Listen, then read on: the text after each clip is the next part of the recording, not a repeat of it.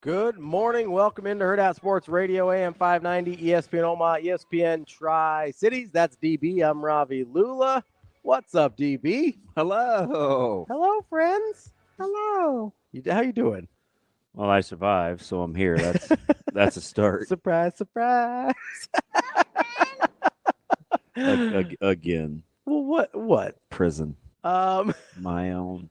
What? You didn't get enough Creed? You need a little more? I'm We can good. make it happen. Nope. We Good. can make it happen, Captain. Maybe good for the rest of my life. As I'm listening to the terrific intro that Shane made there, I don't forget that Michigan won the national title, but I don't feel like we talk about them like a defending national champion. Yeah, that's what I'm hoping to hear more of today, right? Yeah. Is this that the defending national champions do reside in this conference. They do. And two of the other front runners for a national championship in this upcoming football season reside in this conference. And the team that Michigan beat for the national championship now resides in this conference. Yeah, we heard a lot. We've heard a lot of Washington highlights. I don't know how many of those we'll hear this year. I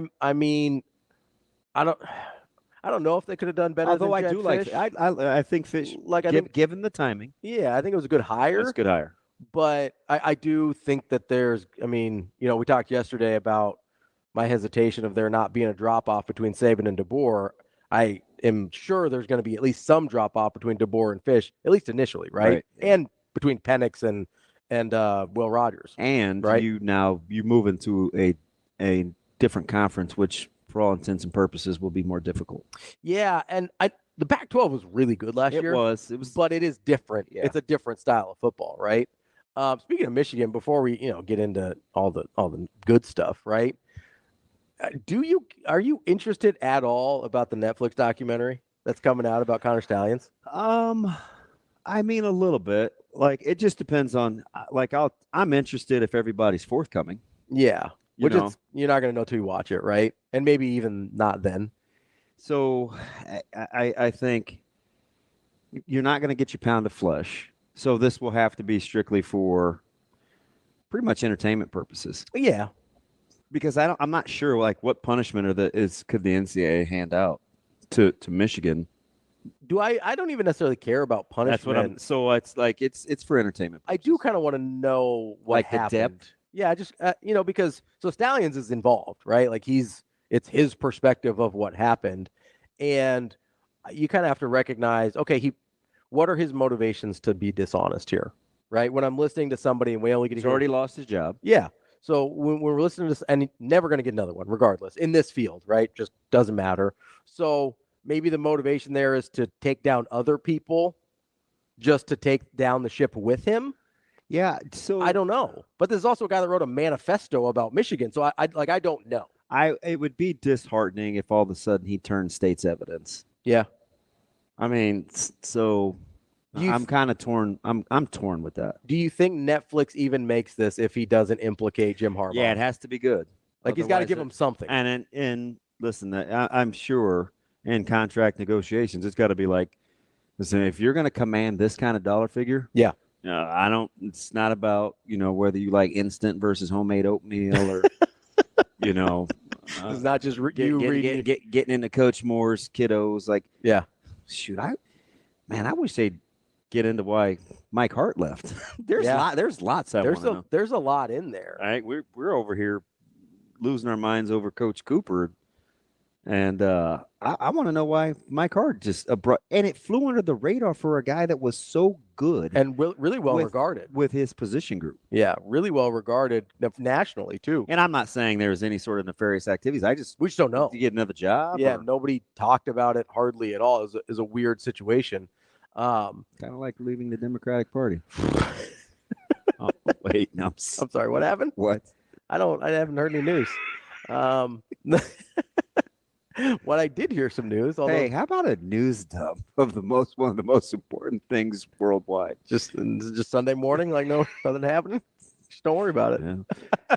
Could have been dead on a Sunday morning, just like Creed. No big deal. Everything comes back to Creed, DB. It's like my feeling. That's fine.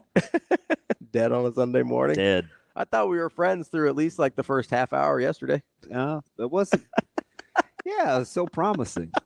And then the actual show happened. Got away from us a little bit. A little bit. You know, I mean, it's what happens here sometimes. What I think might get away from some of these NCAA teams a little bit is, you know, we get this agreement that's supposed to be getting finalized. You know, initial reports from Thamel were end of the week.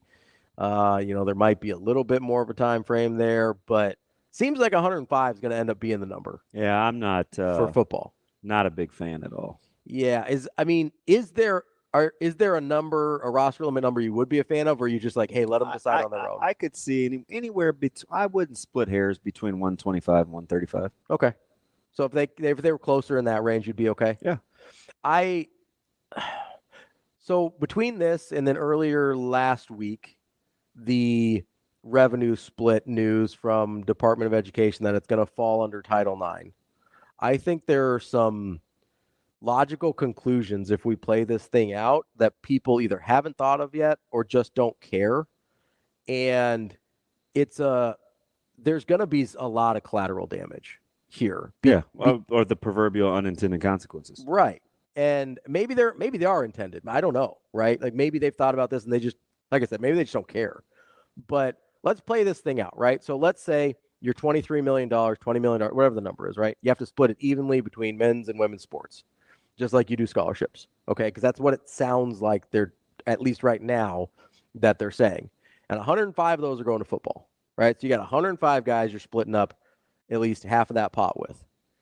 So what I don't think is going to happen is you're going to have to still have the women's scholarships to offset at least football and men's basketball, right? Yep. Those two aren't going anywhere. And baseball, some places isn't going anywhere, although I do think baseball's vulnerable. Yeah, even with the news of increased scholarship limits. Yeah.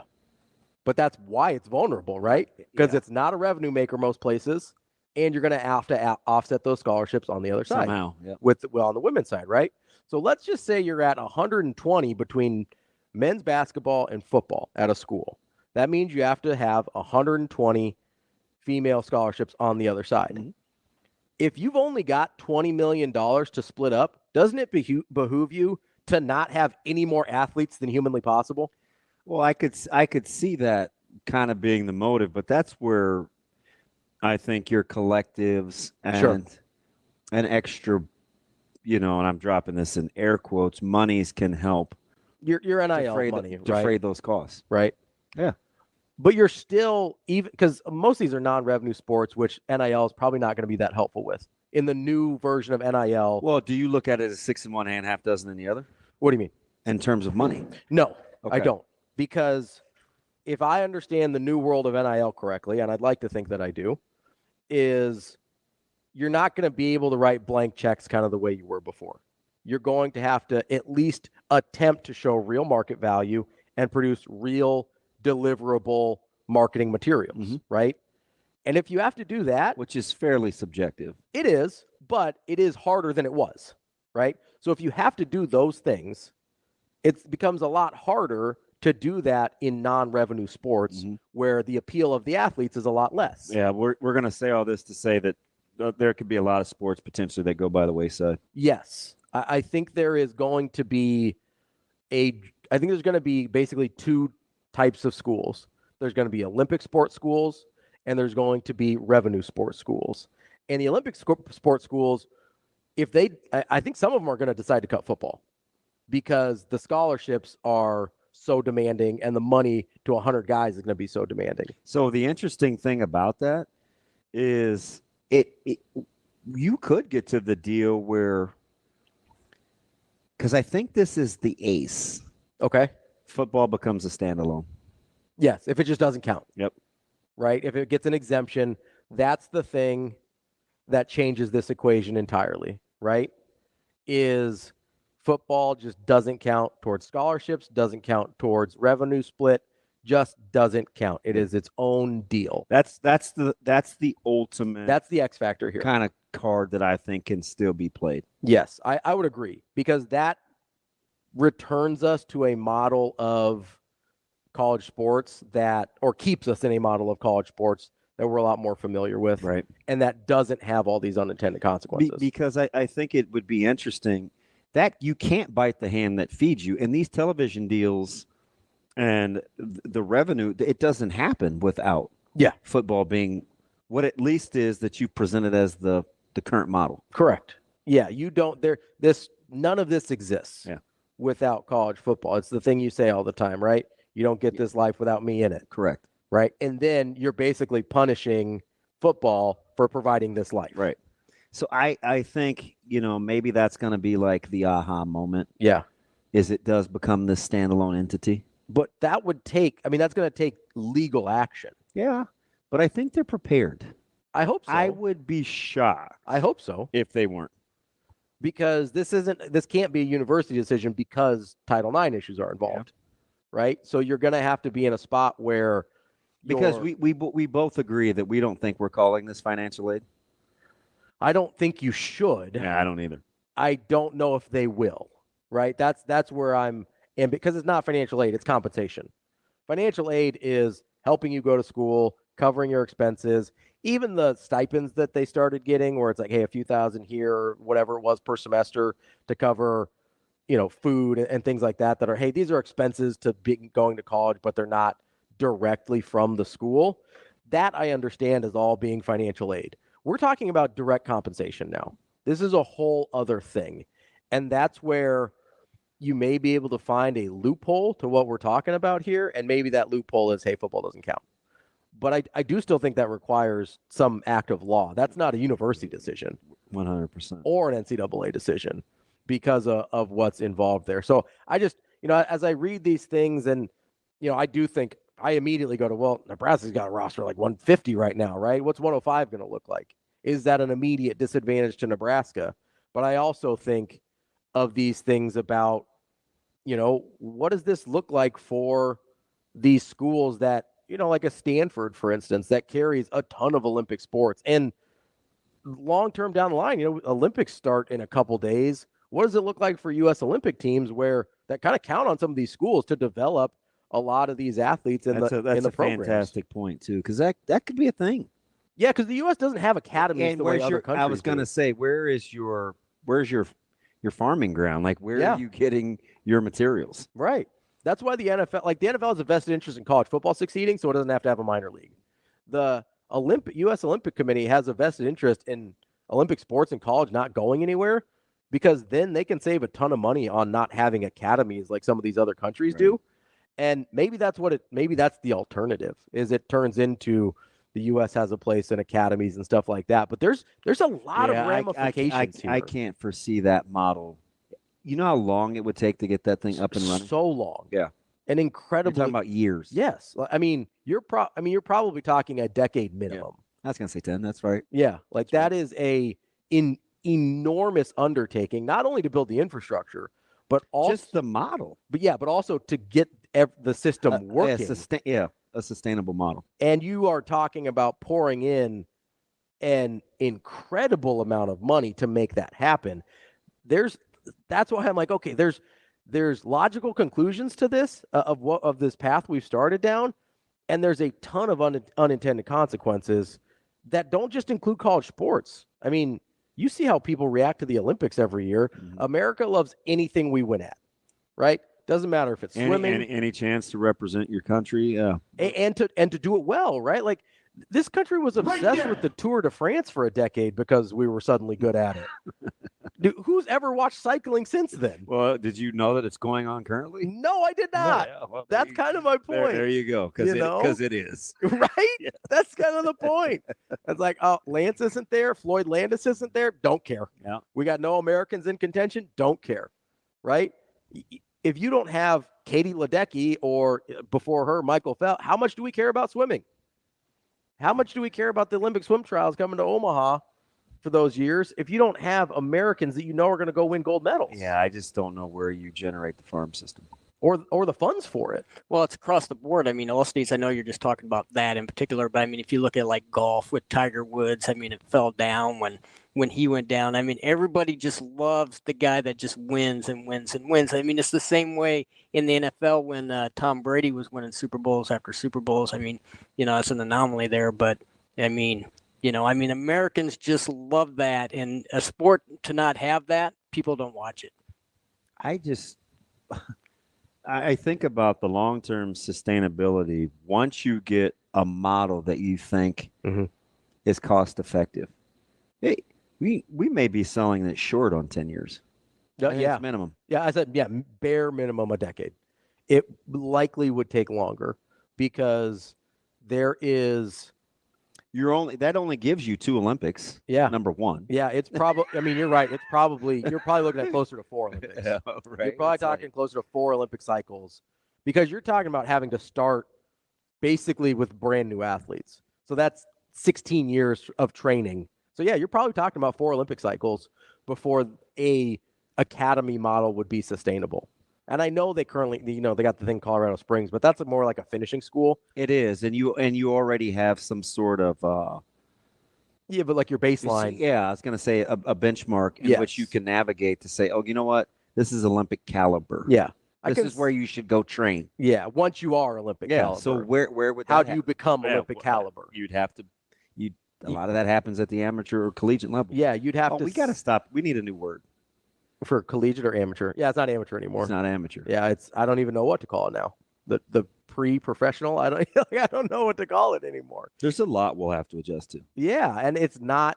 And that's kind of my point. Is it's not just college football. It's not just the 105 scholarships. It's not just college basketball or women's sports or whatever. I do think baseball is in real danger here. See, I do not really. Well, primarily, it depends on how... In certain parts of the country, it depends on how media partners view the importance of college baseball. Sure, yeah, right? It does. You're right. Because it now has a market. It has a platform. Yeah, certainly more than it did before. And it appears to be highly successful. In certain regions, yeah. So... It might just become a SEC, Southeast of the United States sport, though.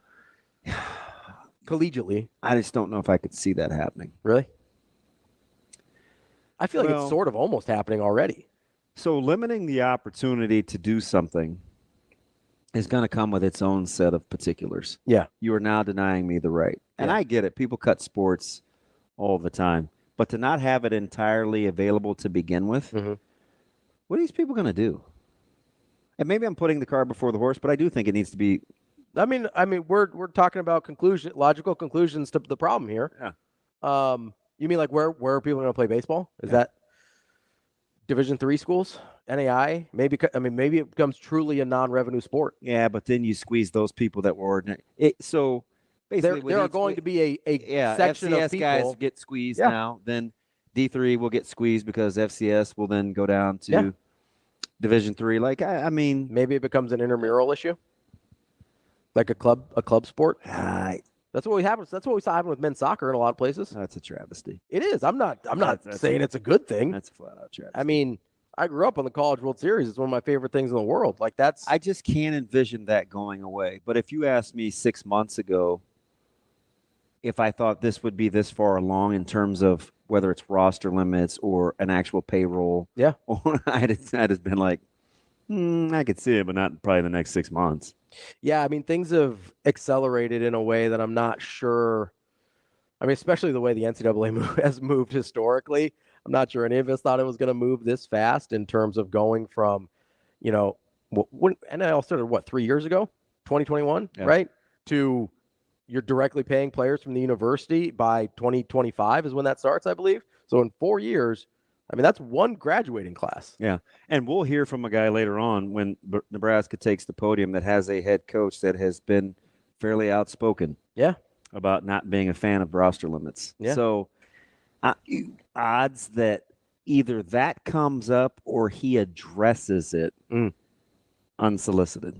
Well, I was going to say, depends on if everybody asks the questions, but unsolicited, I don't know if he will. Yeah, I think he does. You think so? I think it's important to him. So what about him leads us to believe he's very intentional. Mm-hmm. He's thoughtful. Yeah. And he's a good orator. So he's going to get out the issues that he wants us to be discussing. And he wants to be the spokesperson for it because he would consider himself the foremost expert outside of other collegiate coaches.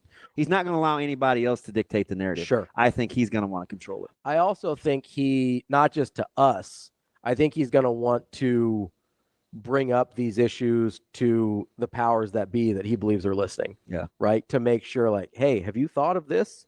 Have you thought of all these other things that are going to be impacted by your roster limits or whatever? And, it wouldn't shock me if he brought it up. It is, I mean, if we've thought about it, he certainly has. That I feel 100% confident. That's in. usually a safe assumption. I feel 100% confident in that. If it's anything of merit, there's some dumb stuff we think of that I'm sure he hasn't yet. Will Kipling come up? Just the lowlights. I know who won't. He likes. There's no way we'll be talking about Creed. I'm gonna ask a unless question. It's the movie. I'm gonna ask a question. Hot take. Is that Coach Rhule? Will there be another? What's your favorite Creed song? Will there be a similar prayer question in Wisconsin like there was a year ago? That he handled beautifully. I hope there's not, but I do. That's one of the things that I have to give him the most amount of credit for. Yeah. Because how many times have Don't pass up the opportunity to learn from a crisis. Wait, bad question. No, it wasn't a bad question. It just wasn't a ton of relevance. I mean, in that context, it was a bad question because it had nothing to do with what was happening.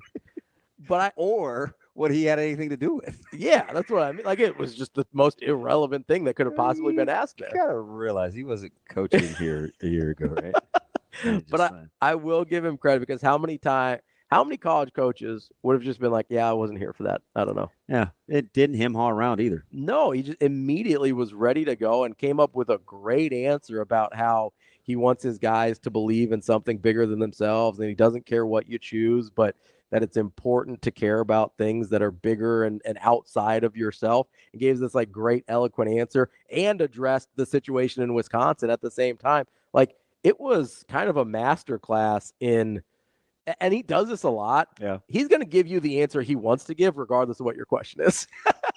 That's the thing. You talk about a guy that wants to control the message. Yeah. But he does it in a way, and this is one of the things that he kind of Jedi mind tricks you a little bit. Yeah. Because he never makes it feel like he's dismissing you.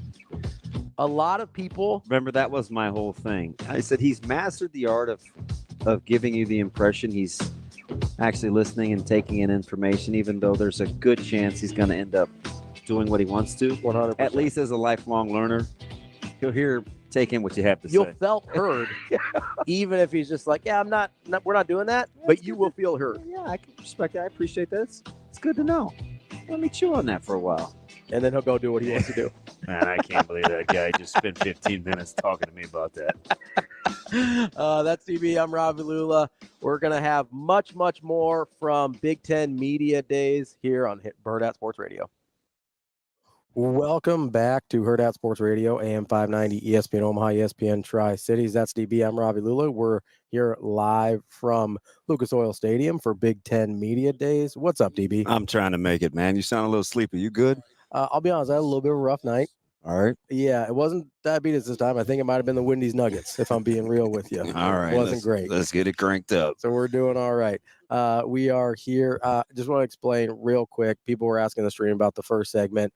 We did record that yesterday. There was going to be some timing issues getting in here the first day. But we are here live from Big Ten Media Days, and we're getting ready to go. Yeah, we're one of only about 3 going right now. Yeah. So, and it technically doesn't open until what would be 9:30 Eastern time. Yeah, we had to get special permission to be here. Yeah. Pass the super secret pass list and to get set up. So, I mean, it's pretty cool. It helps having some familiarity. So I'm glad I was here a year ago just to kind of lessen the stress level. Yeah, get the lay of the land a little bit. Yeah, we got some folks that are very, very particular, and we're trying the best we can. So I'm just like, everybody, woosah. I'm just following people around. Life is short, man. This is my Play first hard. time. I'm excited to be here. Yeah. I haven't been to something like this before. So it's interesting. You may reach a point where you're like, kind of been there, done that.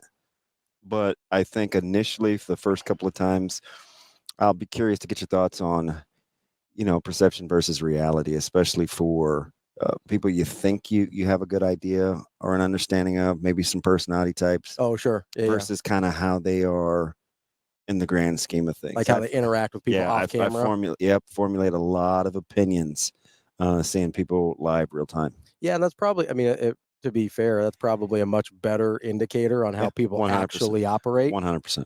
because, you hear stories all the time, whether it's like Bill Belichick, where you're like, yeah, he's actually super funny, but that's just how he does press conferences or whatever, right? So it'll be interesting to see. If that changes my opinion on anybody. See, that's Will Tiemann down there, suited and booted. That is vintage Will Tiemann. You got it. Listen, you gotta look good first day of media days. I can't wait to hear is that what he really looks like? Because you're gonna get that a lot. For who? Just people in general. Oh, really? Yeah, you'll see Tom Dienhart and you're like, no way.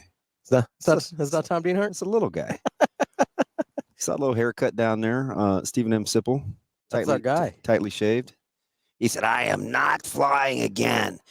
It's 3 years in a row. It's just been a debacle. Next time I'm driving. I said, Sip, we drove. See all this equipment down here? This is why we drove, by the way, is because of, and if you were following Hurrdat Sports Media, you got a little insight into the road trip a little bit. God awful. But, I feel like you're very judgmental about the snacks and the music, the whole thing. It's just over the top, man. I felt like, so one thing I am kind of jealous of, like you are definitely loved. Like between your mom and your wife. Oh, yeah. Those text messages for 10 hours, like 9.5, were incredible. Well, listen, I'm like, no wonder you're so sensitive. Like, you're just the opposite of Coach Rhule's philosophy. It's coddled, then caring. Oh, holy smokes, he is an adult, you guys. Well, listen, they when the blood sugar goes low, they get alerts, and your mom is fantastic, though. She is a total G. She's a lot like my mom. That's why I told you, like long time. I bet they would get along. It is incredible. I mean, before I left, we were just getting ice and stuff after we got the rental. Mm-hmm. My mom called. She's like, hey, just wanted to talk to you before you got on the road. Make sure everything's okay. I'm just getting my nails done. It's like weird, but I love it, right? It's like, it is what it is. No, listen, the moms, they got to check in on us, make sure everything's all right. No matter how old you get. You cool seeing the new logos? It's different in here. It is a little different. Like, it's still a little bit jarring. Like, I remember. They're going to run out of graphic space here shortly. It's true, because unlike our friend Sam said the other day, I don't think contraction's coming anytime soon. No, not for the Big Ten anyway. No, because if they boot a couple, they're getting a couple. I was going to say, it's going to be a net positive in terms of teams. But I do, like, I remember USC and Oregon. I kind of forget about UCLA and Washington. Yeah. I don't know if it's probably just they're the two teams I consider to be better, but it is a little bit we walked in through the little tunnel there, and they got all the mannequins with the jerseys and everything on them, and it's a little bit like, why is there a Washington guy here? Yeah. It's pretty cool though. Again, some iconic helmets. So oh yeah, and more clarity, the closer you get to the Wisconsin logo, because some of you need to be really, really close. It is not Wisconsin. It's really not even close. It's pretty close. It is different. I mean, but it's pretty close. I have pretty sketchy eyesight, and I can see the difference. They're in the same neighborhood pretty for sure. Sketchy. Like, they pay the same HOA. I know that. No, they're not far apart. Today's gonna be a good day, right? We get Coach Ferentz, we get Deshaun Foster, get Riley today too, right? And I told you in the truck. People forget Jonathan Smith is in East Lansing.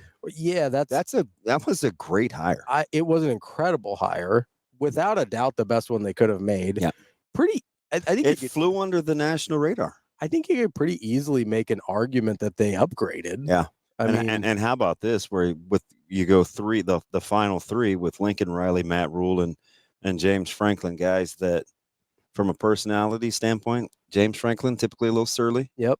Coach Rhule will be the spokesperson, a little gregarious, and Lincoln Riley, who I'm curious to see how he handles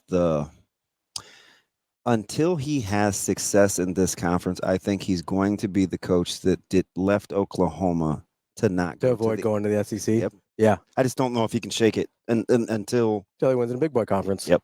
I mean, I know that's not fair to the Pac-12. They were really good last year, right? Yeah, 100%. But that's the perception. Yeah. Especially nationally. Like he went from like beloved darling to pariah almost. Yeah, like people, he comes across as a little spoiled, pretentious maybe a little. Yeah. Well, I think there was, Don't get me wrong. There's one thing for sure. He can coach quarterbacks and he can coach offense. 100%. So I wouldn't knock the hustle just yet.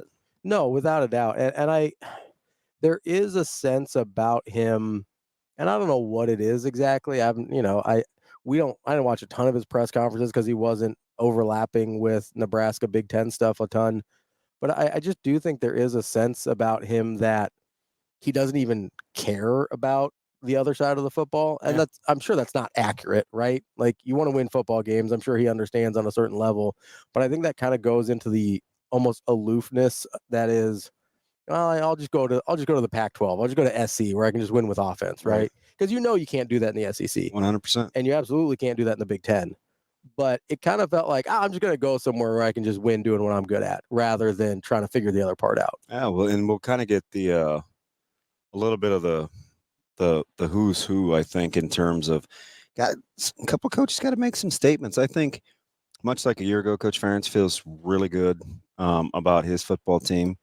I'll be curious to see how Deshaun Foster handles it, and he's up first. Yeah, at 11:30. So I'm fascinated by UCLA. Me too, because I don't think they're going to be very good this year. Well, it's going to be a little bit of a transition, that's for sure. And I just don't know what to make of Deshaun Foster as a head coach. I mean, there's no track record, right?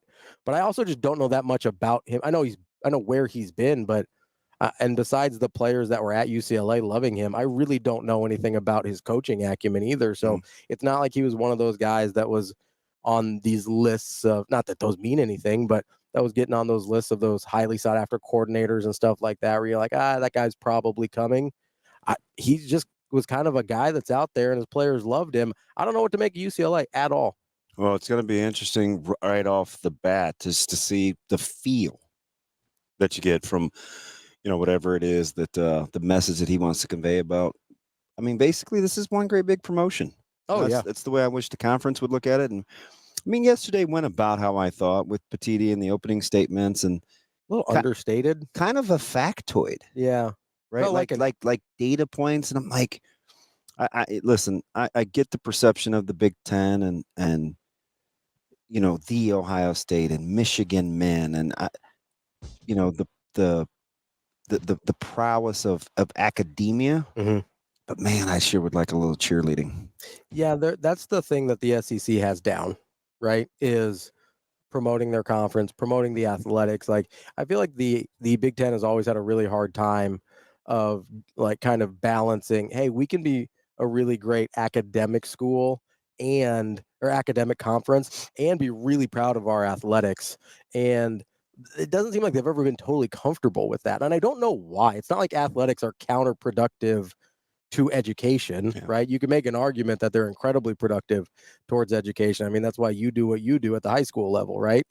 But it's one of those things where I just don't understand why there's such this tension between the two things in the Big Ten. Yeah, 100%. We'll be back with more Hurrdat Sports Radio coming up next here live from Indianapolis and Big Ten Media Days. We're back here on Hurrdat Sports Radio, AM 590, ESPN Omaha, ESPN Tri-Cities. That's DB. I'm Ravi Lulla, live on Twitter, Facebook, YouTube, and we are live at Big Ten Media Days here in Indianapolis. That was Northwestern head coach David Braun speaking yesterday, and I kind of get it. They're not terribly well thought of in most of the polls and in Phil Steele's magazine. I do think people forget that they were a lot better than we remember. It was incredible. Year. I mean, he could have easily made a case for conference coach of the year. Oh, 100%. I mean, considering the expectations and the awkward press conference that happened here almost a year ago to the day, where I felt like he was kind of thrown to the wolves. 100%. But he handled himself admirably, and he's been fantastic. Yeah, and they're a team I don't know what to make a ton of, but I'm having a hard time. I'm having a hard time doubting Braun because, that's a team that very easily could have gone 1-11 again. Yeah. Something like that. And nobody probably would have batted an eye because of the situation they were put in. And they go 7-5, win a bowl game, go 8-5. I mean, rode the shoulders and legs of Cam Porter. And I say shoulders, even though he's a running back, because my man's got that low center of gravity. And, Henning can play a little bit. Yeah. They get some steady quarterback play. I mean, he's going to be able to they'll be able to stay in games just because of the way they play. Yeah, I mean, I think they're Kind going of to grimy, grindy. try and Iowa this thing a little bit to see if they can get to 7-8 wins again. And according to you, it's impossible to out Iowa. So I do think it is impossible to out Iowa. I'm more inclined to agree with that. I just think I've come around a little bit that it might be possible to replicate some of what Iowa does, Yeah. but to do it better than what they did, I'd rather do it a little bit worse and get a functional quarterback, if that seems okay with everybody else. Functional quarterback play. I'm part of that deal. Although if Iowa gets functional quarterback play this year, then I'm going to look like a genius. I asked Coach Rhule how he was doing this morning, and in typical Coach Rhule fashion, he said, "Great, really excited to do media for 8 hours. Let's get him." Hey, hashtag GBR. Boy, he is a classic. I mean, it's part of the deal, right? Yeah. I was having this conversation with Brandon Kinney a couple days ago. Yeah, BK is super, isn't he? I like that dude a lot. He's great. And I'd never met him before, and now of course he's coaching my Mustangs. So. I told you he's part of this. He's part of the all likable staff. Oh, 100%. Yeah, they got some guys, man. Super cool dude. But we got in this conversation about how, and I'm bringing this back to Rhule, I promise. But there was this thing that there's this commonality between Pelini and Rhule, I think, in the sense of how the players in the room felt about them. Yep, all in. And I asked him, I go, was it just that he didn't get the other part of the job and Matt Rhule does? And he's like, I think it's 100% what it is. He's got great perspective because he, like, as he call it, the juice or the vibe. Yeah. He's like, Rhule's got that juice, because for guys during BK's growing up like that, like that was the term, right? Like, he's got juice. He's got the juice. Not like Juice Williams, but. So I think, speaking of which, Illinois may be on the struggle bus this year. They're fascinating, but anyway, just to kind of watch it unfold as he's growing in terms of mastering the parts that he doesn't enjoy doing. Mm-hmm. I can't tell you how critical that is. It's almost in any phase of life. It doesn't just have to be of any job. Of any job. Yeah. When you can become proficient at feeling 70% about something, the world will change for you. I mean, because what happens is we succumb. Yeah. And then eventually it grates and it wears. We get resentful. And then it dominates. Yep. It's amazing how it can just creep in. It takes over your entire mindset. To be able to compartmentalize and do the show, the dog and pony thing, and move on. Recognize it for what it is. Embrace it. And realize that's part of the deal. Yep. Go attack it and then move on. And that was the thing that I Bo was never able to do, was just understand this is part of the job. Yeah. Right. And I don't think any football coach likes it. Right. I've never met a football coach that was like, yeah, let's go talk to the media for 8 hours and let's go do press conferences and interviews. I've never met a coach that was like jazzed up about it. And it is funny though that some coaches are so much better at it than they give themselves credit for. Yeah. I think there's a confidence issue, which is weird because, these are in their areas, super almost overly confident I think Bielema guys. is fantastic with the media. Yeah.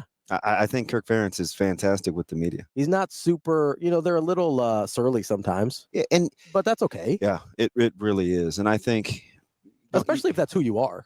I was just getting ready to say, you want folks to be authentic, don't you? 100%. Yeah. Like if that's who you are, give that to me. I'm okay with that. I can live with that. I know what I'm dealing with. What I don't like is when people act like there is some, like they're doing us a favor by being there. Like I get it's part of their time and they've got better things to do, but there's also a lot of what goes into this that allows Nebraska to be Nebraska, right? Or that allows the Big Ten to be the Big Ten. Like there's a reason all the TV dollars are available. And that's partly because of the dog and pony show, right? That's fascinating because sometimes I think saying the obvious shouldn't hurt your feelings. Mm-hmm.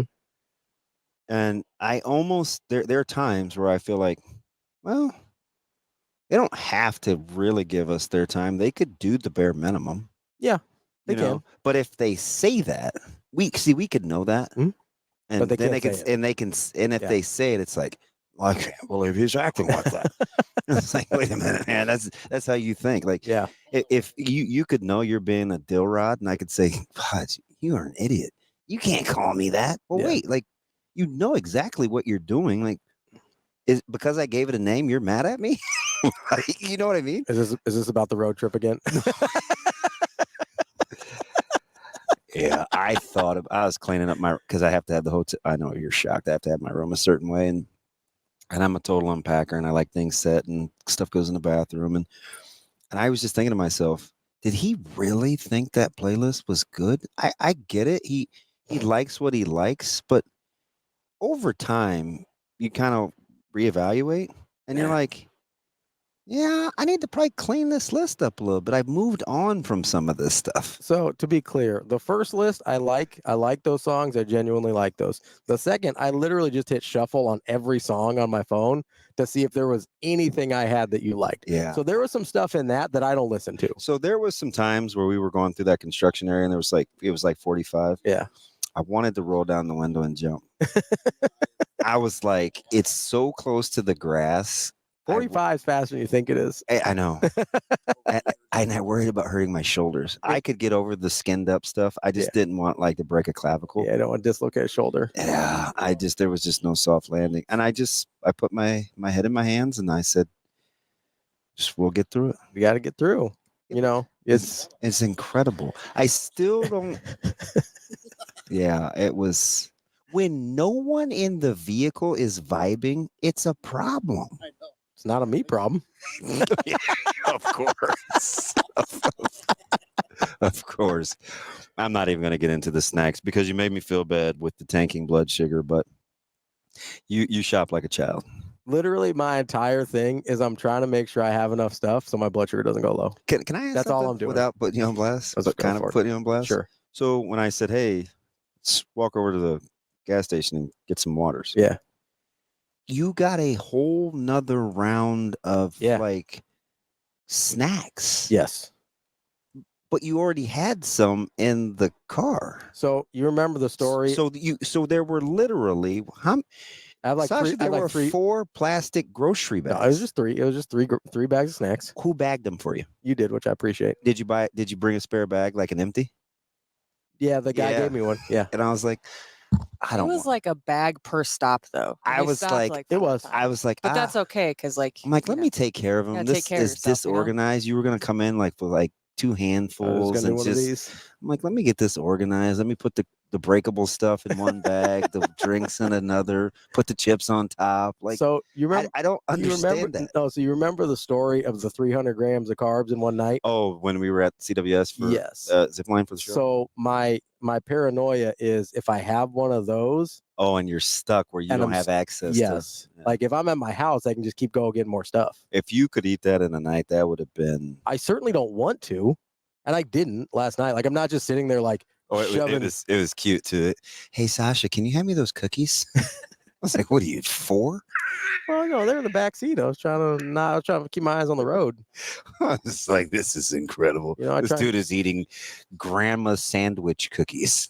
Like, listen, they were lemon too. They were good. Oh, the lemon ones are tasty. Yeah, cereal in a bag. That was I'm cool sorry. too. I just, I was driving the entire 10-hour time. I just thought I'd try and not have a low blood sugar and put you guys in danger. That's all I'm trying to do. It was good, man. I'm just looking out for everybody else. And I would like our listeners to know you are arguably you could teach driver's ed.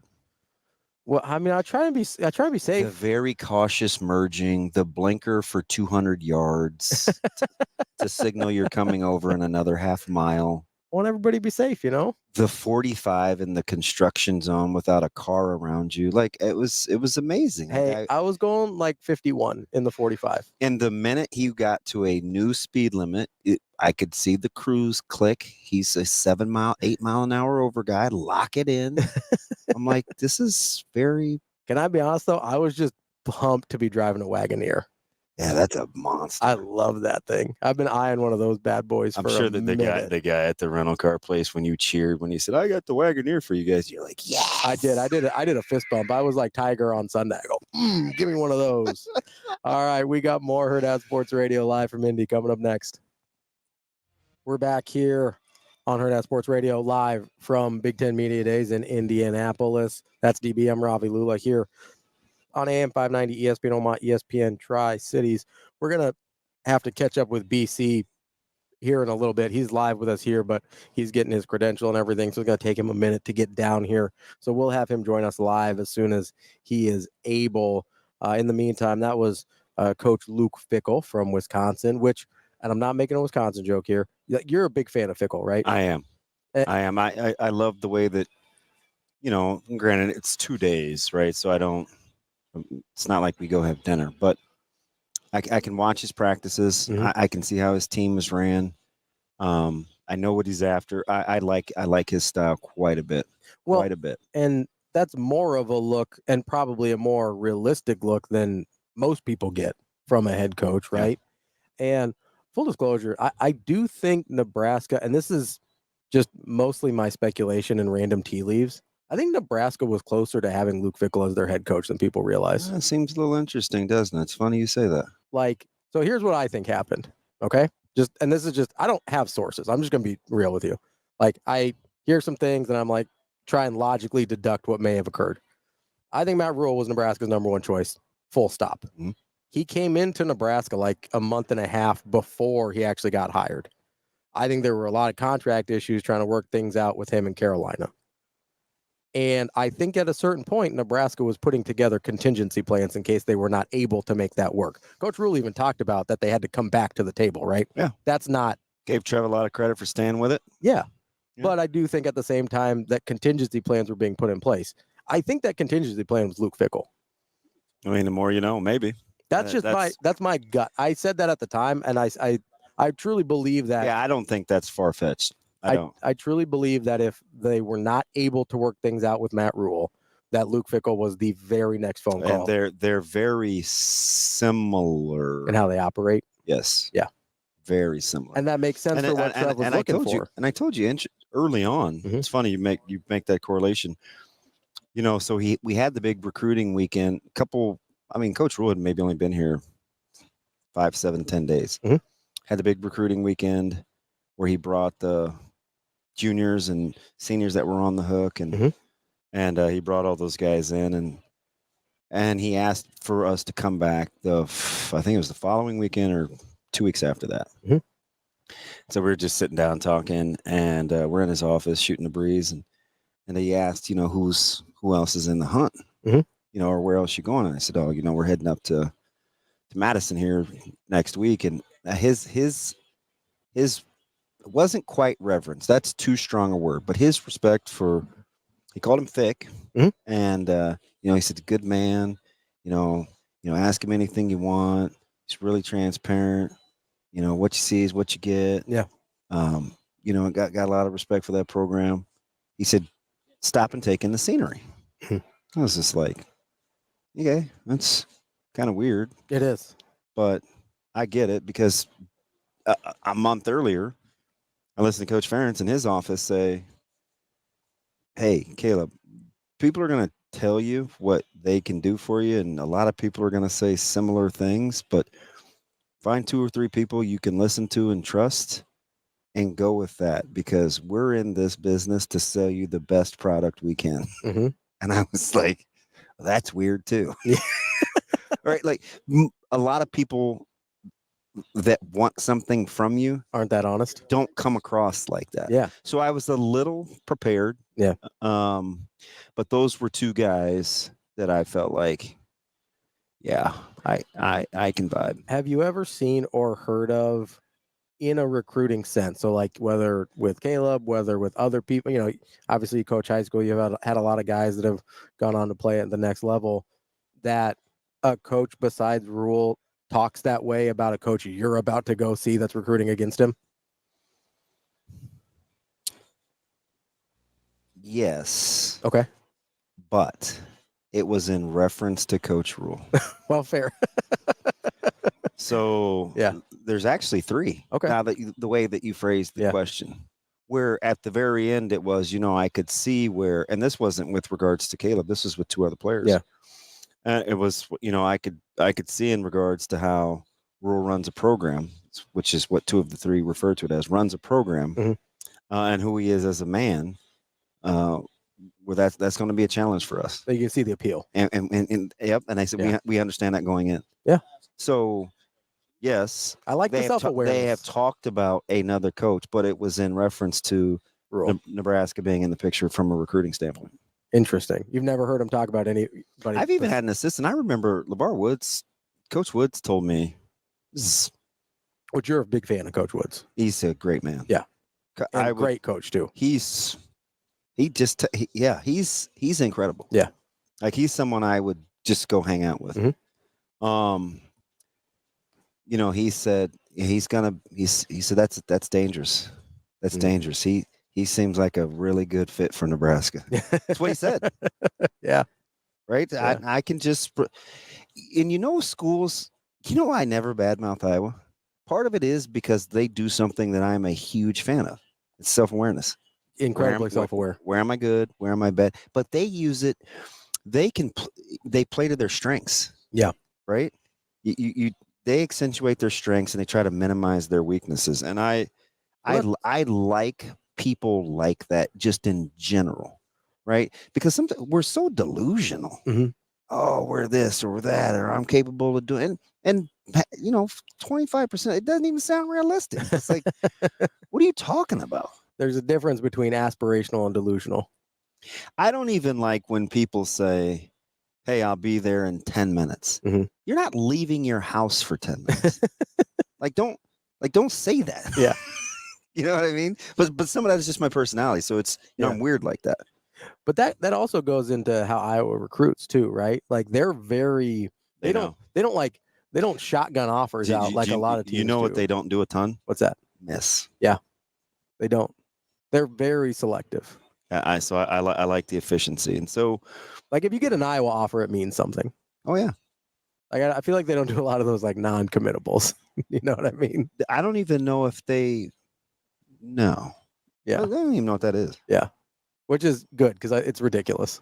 Yeah, it's like not just soapbox here or anything. I know we did this with Shafe a little bit yesterday, but non-committable offers are the dumbest thing in the world. Yeah, I didn't love I hope people didn't leave that conversation with Shafe thinking CJ's offers aren't committable. They 100% are. Yeah. And somebody at that caliber, they usually are. Yeah, and we have seen some guys game the system. Yeah, 100%. And there are a couple guys in this class that have committed elsewhere that gamed the system. So yeah, locally.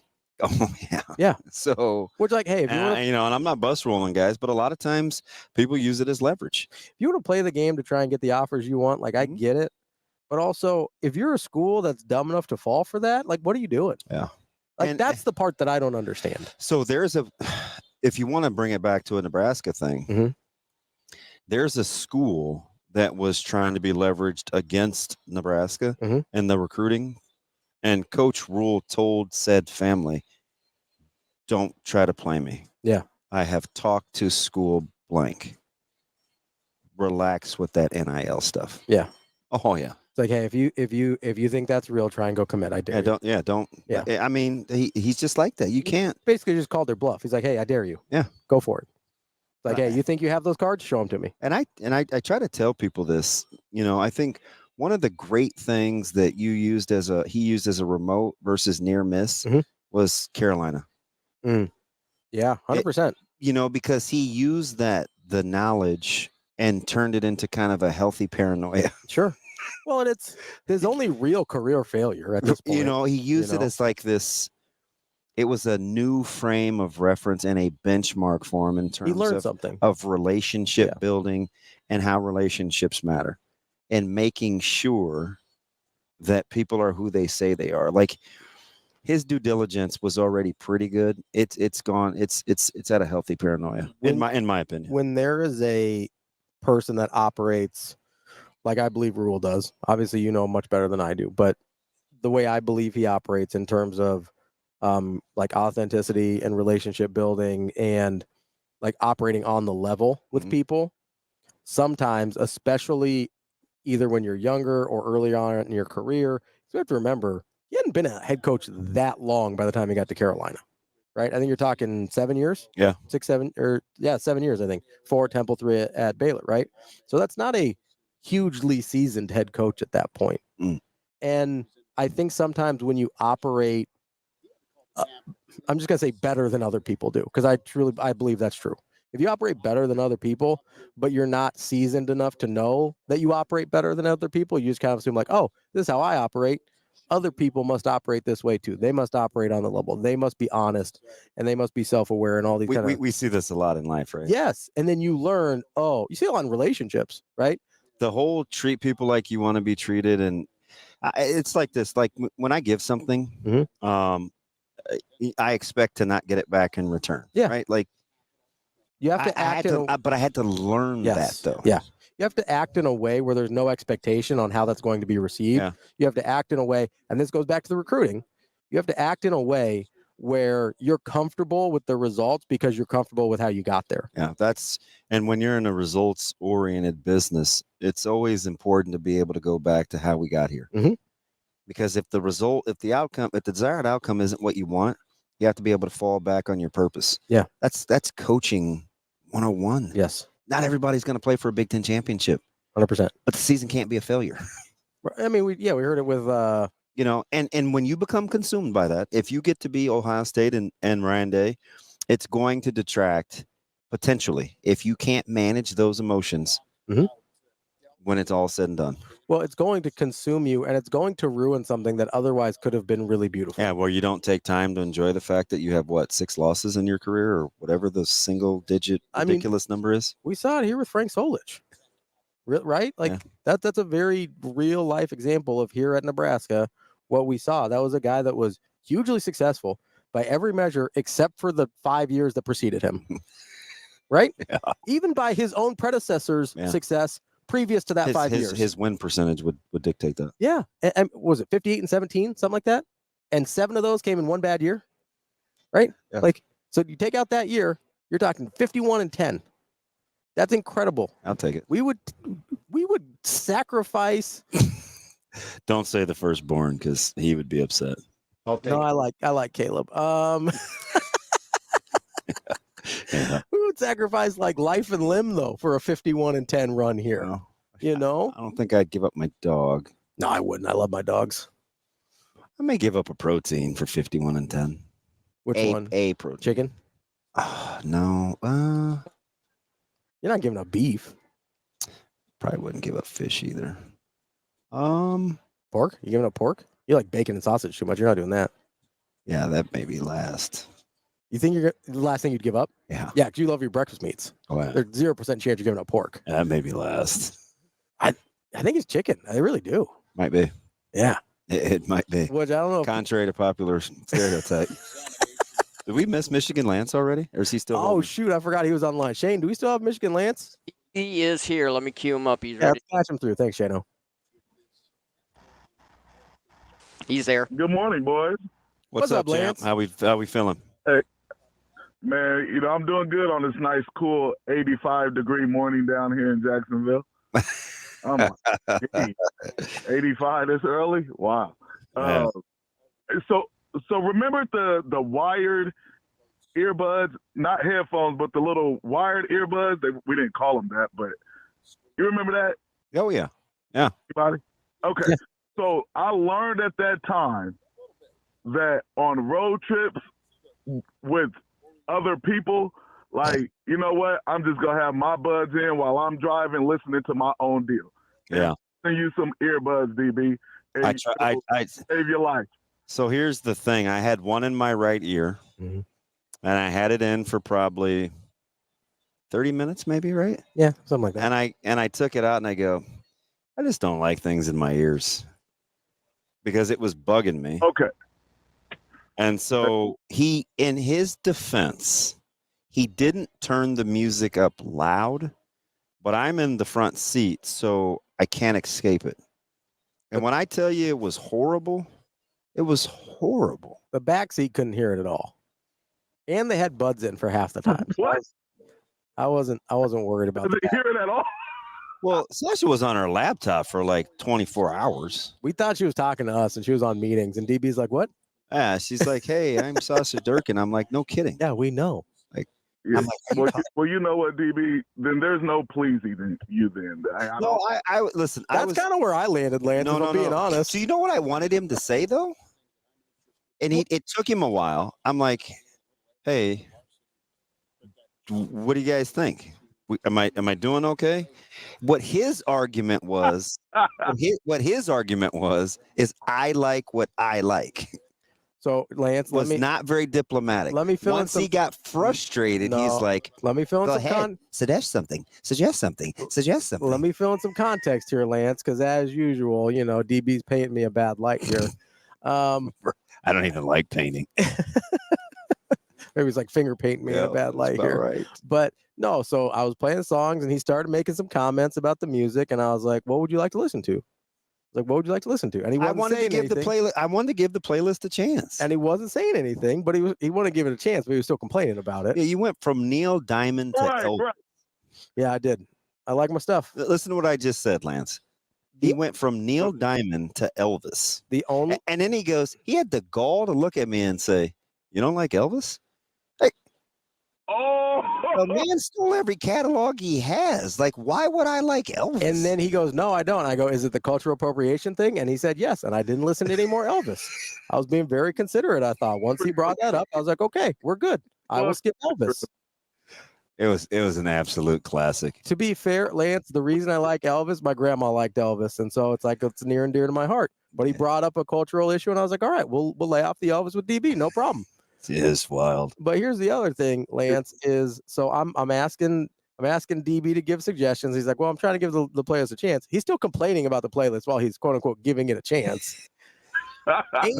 and then I go, okay, like I was like, "Oh, what do you want to listen?" And that's when I finally started to say, because he kept going, "Well, this is bad music. This is the worst playlist I've ever heard." I was like, "Well, I like what I like." Lance knows my personality. I didn't want my personality to be the dominant thing in the car with like my music choices. Can I be honest with the music? Like my issue was like, so we had started listening to country for 3 hours.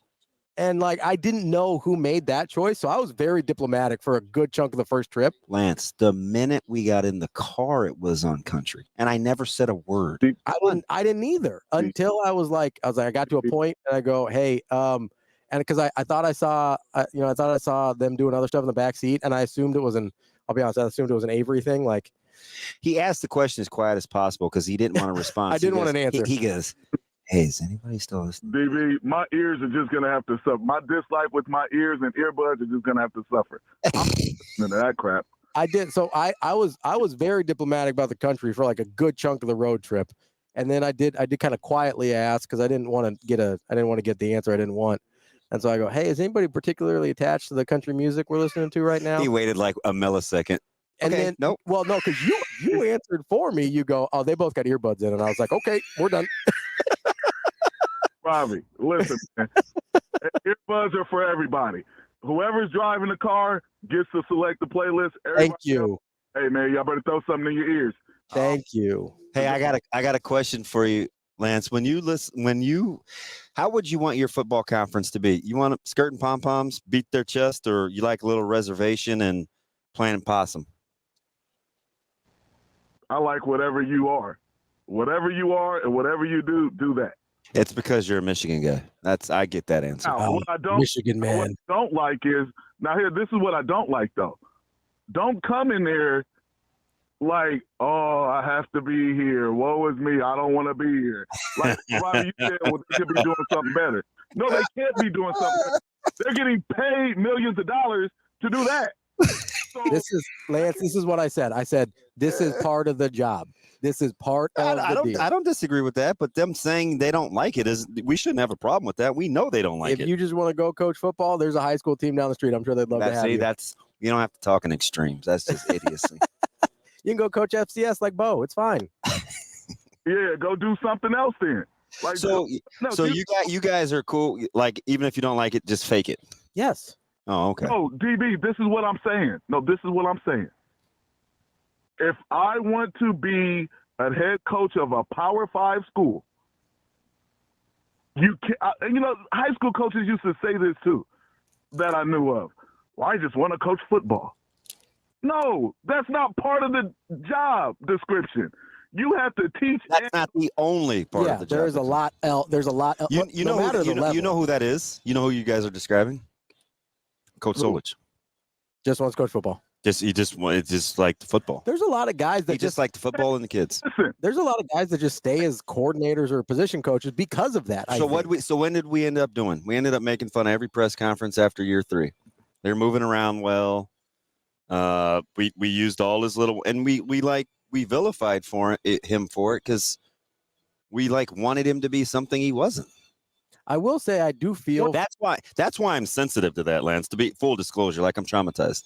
That's totally fair. I do think they ambushed my guy because he hated press conferences. I do think he was in a really tough spot too because of the era he was in, how long he was an assistant, and kind of the transition from you kind of could just be a football coach when he started out into this era where that was no longer the job. There you go, Ravi. That's great point. Great point. He came from a different era, so I get that. But we're talking about 2024. If we haven't figured it out yet, it is all about the money. You do have to be able to play the personality game. It is charisma is part of 2024, maybe as much as X's and O's, because you can hire 26 guys to coach. Now, literally, schematics. You can hire 26 guys. You need a face of the program. Exactly, and so that goes into what I wanted to discuss about before we go all in on football. We still got a couple days left. Basketball, right? And I've been talking to DB Ravi. Ravi, do you listen to Gil's Arena? Great podcast. I see clips of it. I don't usually listen to the whole thing. Hey, man, these guys are high IQ basketball guys telling the truth. So they're giving you good. Not, just because you play sports doesn't mean you're smart. But smart guys that did play sports, you need to listen to those guys. And a lot of them on there, Gil and Kenyon Martin, are really great.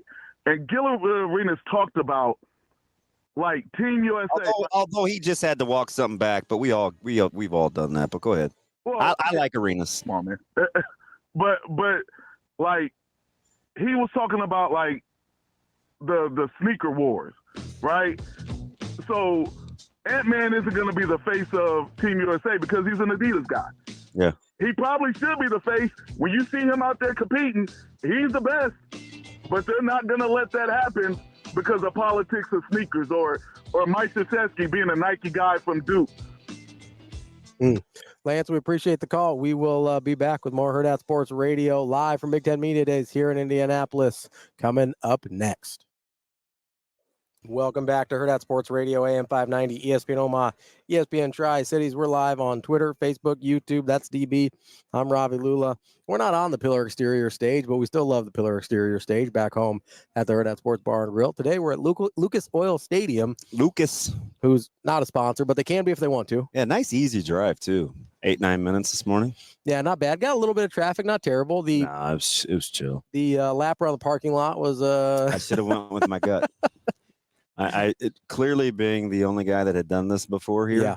I should have, but I said this about Sasha's delivery all the time. Sometimes when she talks, it's very matter of fact. It seems very convincing. Like the first 3 or 4 times I laughed at her yesterday, she was telling people, basically she was closing them off blankety blank.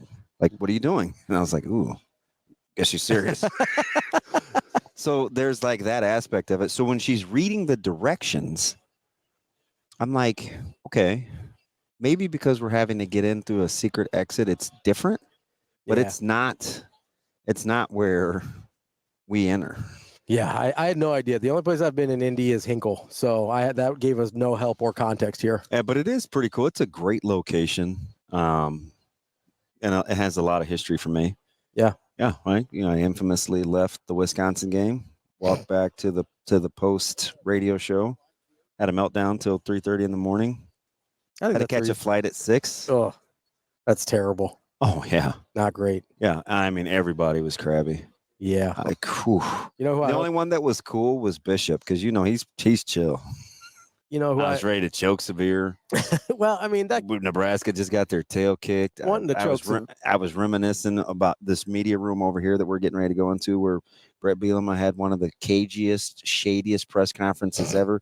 You talk about a guy that knew that he had a good football team. Abadaris and those guys, they were back healthy. Mm-hmm. They had 6 wins.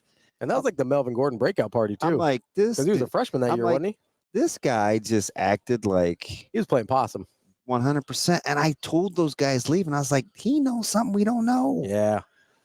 And they put it on us. That's always a terrible feeling. Yeah. And then last year was the whole, what's Marvin Harrison Jr. wearing? And would you ever wear $25,000 worth of stuff? Depends on how much I'm worth. And little did we know, like, it wasn't just the purse and the suit and the shoes. It was the whole deal. I'm not working out for you guys either. Nobody saw Marvin Harrison touch a football from the last game till he reported. And it didn't matter at all. Not one person he's just like, yep, I'm good. It's like, hey, play the tape, bud. We've got our guy, Kevin Sjuts, on the phone from 1011 News. Kevin, what's up, buddy? Hearing you guys talk about Indianapolis is making me miss this even more. I mean, yeah, where you at, man? No. So yeah, tell them full disclosure. We were trying to make sure whether we were going to call you or book you. I'm like, wait, that was a couple weeks ago, but didn't Kevin say like he's really trying to pawn this trip off? Like, I don't think he wants to be here. Did we have that segment or was that privately? No, I think that was public.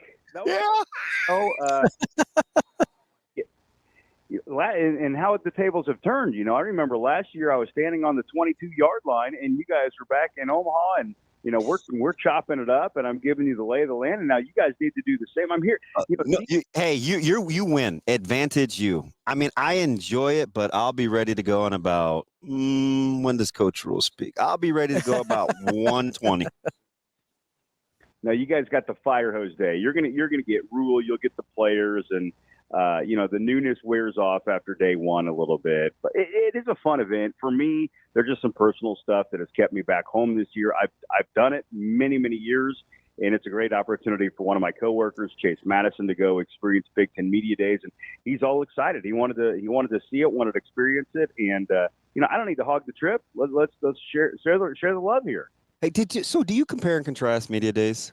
Because I'm on this thing where I wish, and maybe, the Michigan Land said it earlier in our phone call, Kevin, he's like, just be who you are. And I guess it's staunch, it's academia, it's buttoned up, but it's so factoidy, data pointy. And I'm just like, it's okay to cheerlead a little bit.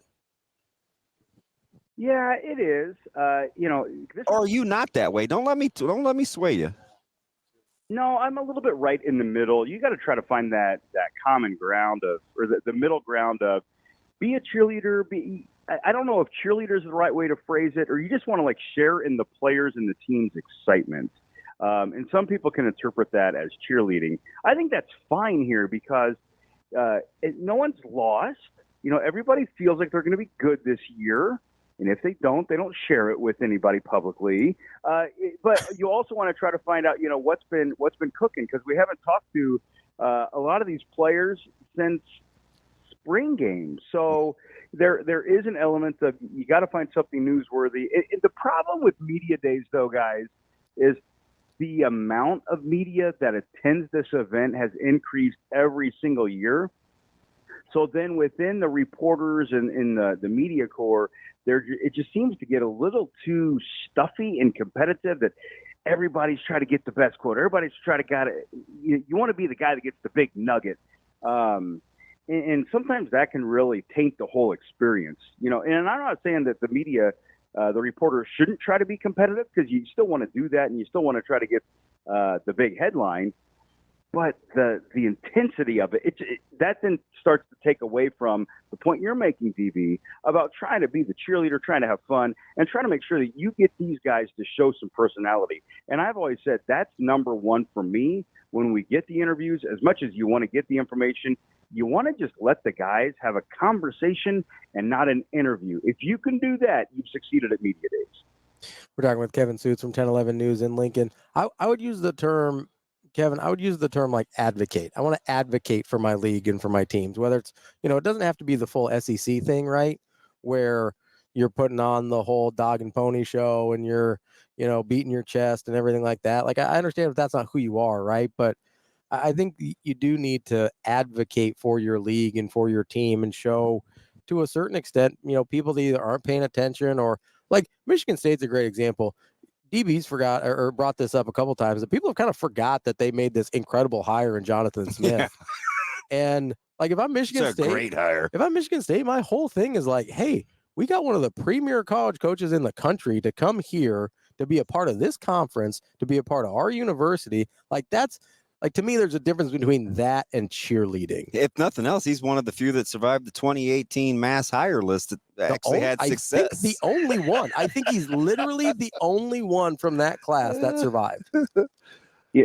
You know, it's crazy. I haven't thought about Jonathan Smith since probably April. No, that's exactly you're what I not mean. alone, Kevin. You're not alone. Yeah, so that's a great point, Ravi, that, you know, you're right. It is a chance to, you know, and here's the thing, like, this is what media days really are, whether it's the American, the SEC, the Big 10, the Big 12, keep going down the line. Like, you get the spotlight.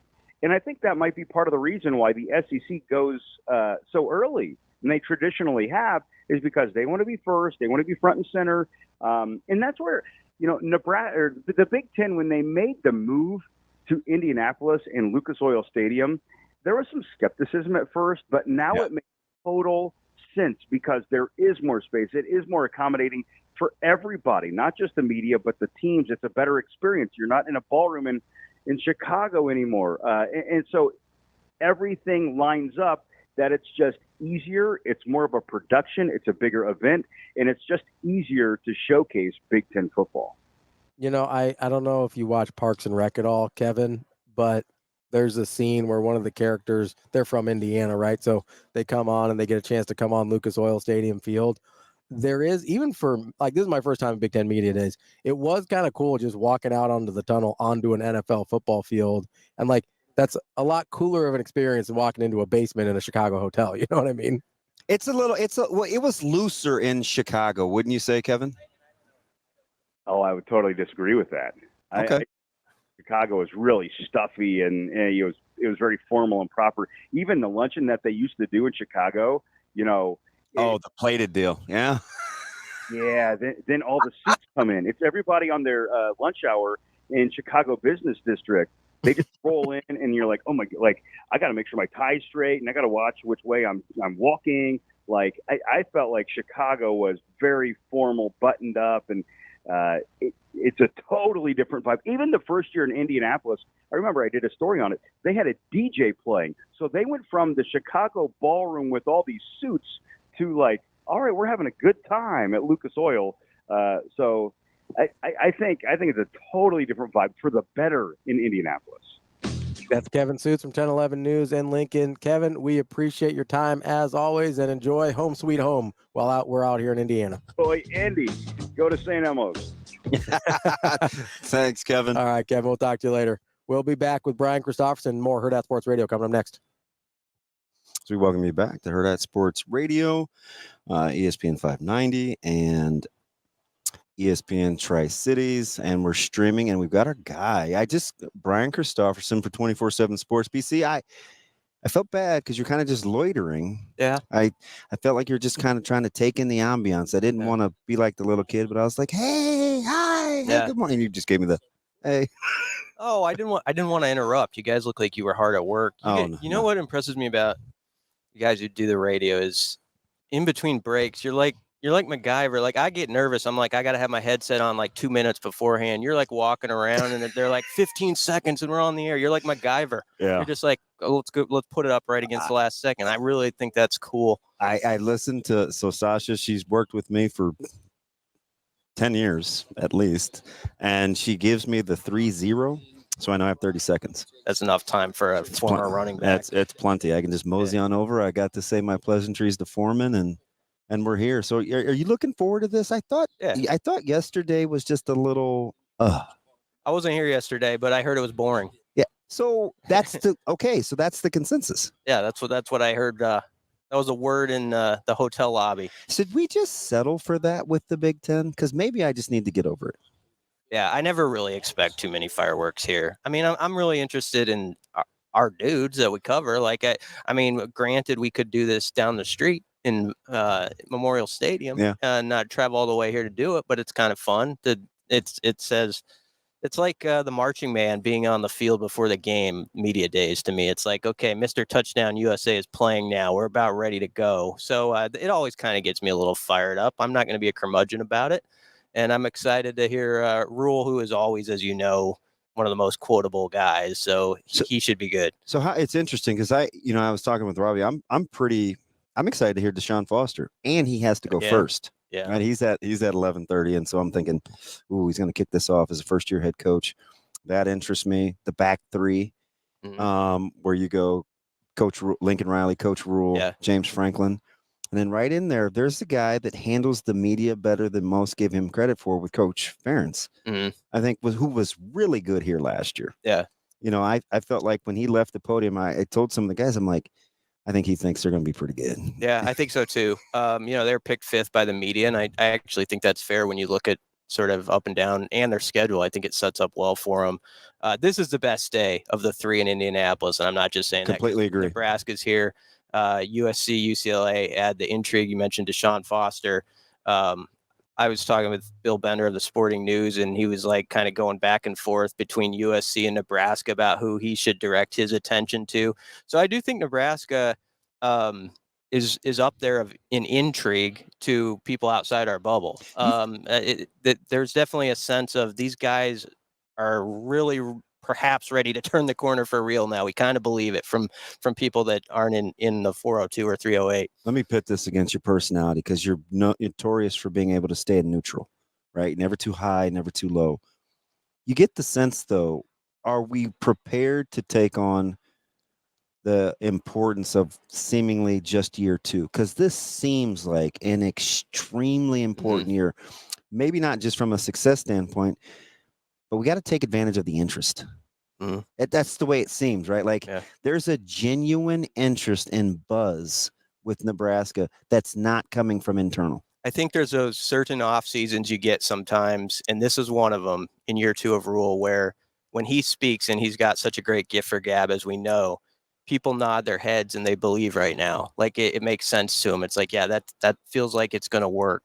But you do need to back that up now, add a couple more wins, get to I don't know what the number is. I'm not going to put one on it, but you know what I'm talking. Yeah. You got to get in that 7-8 win category at least.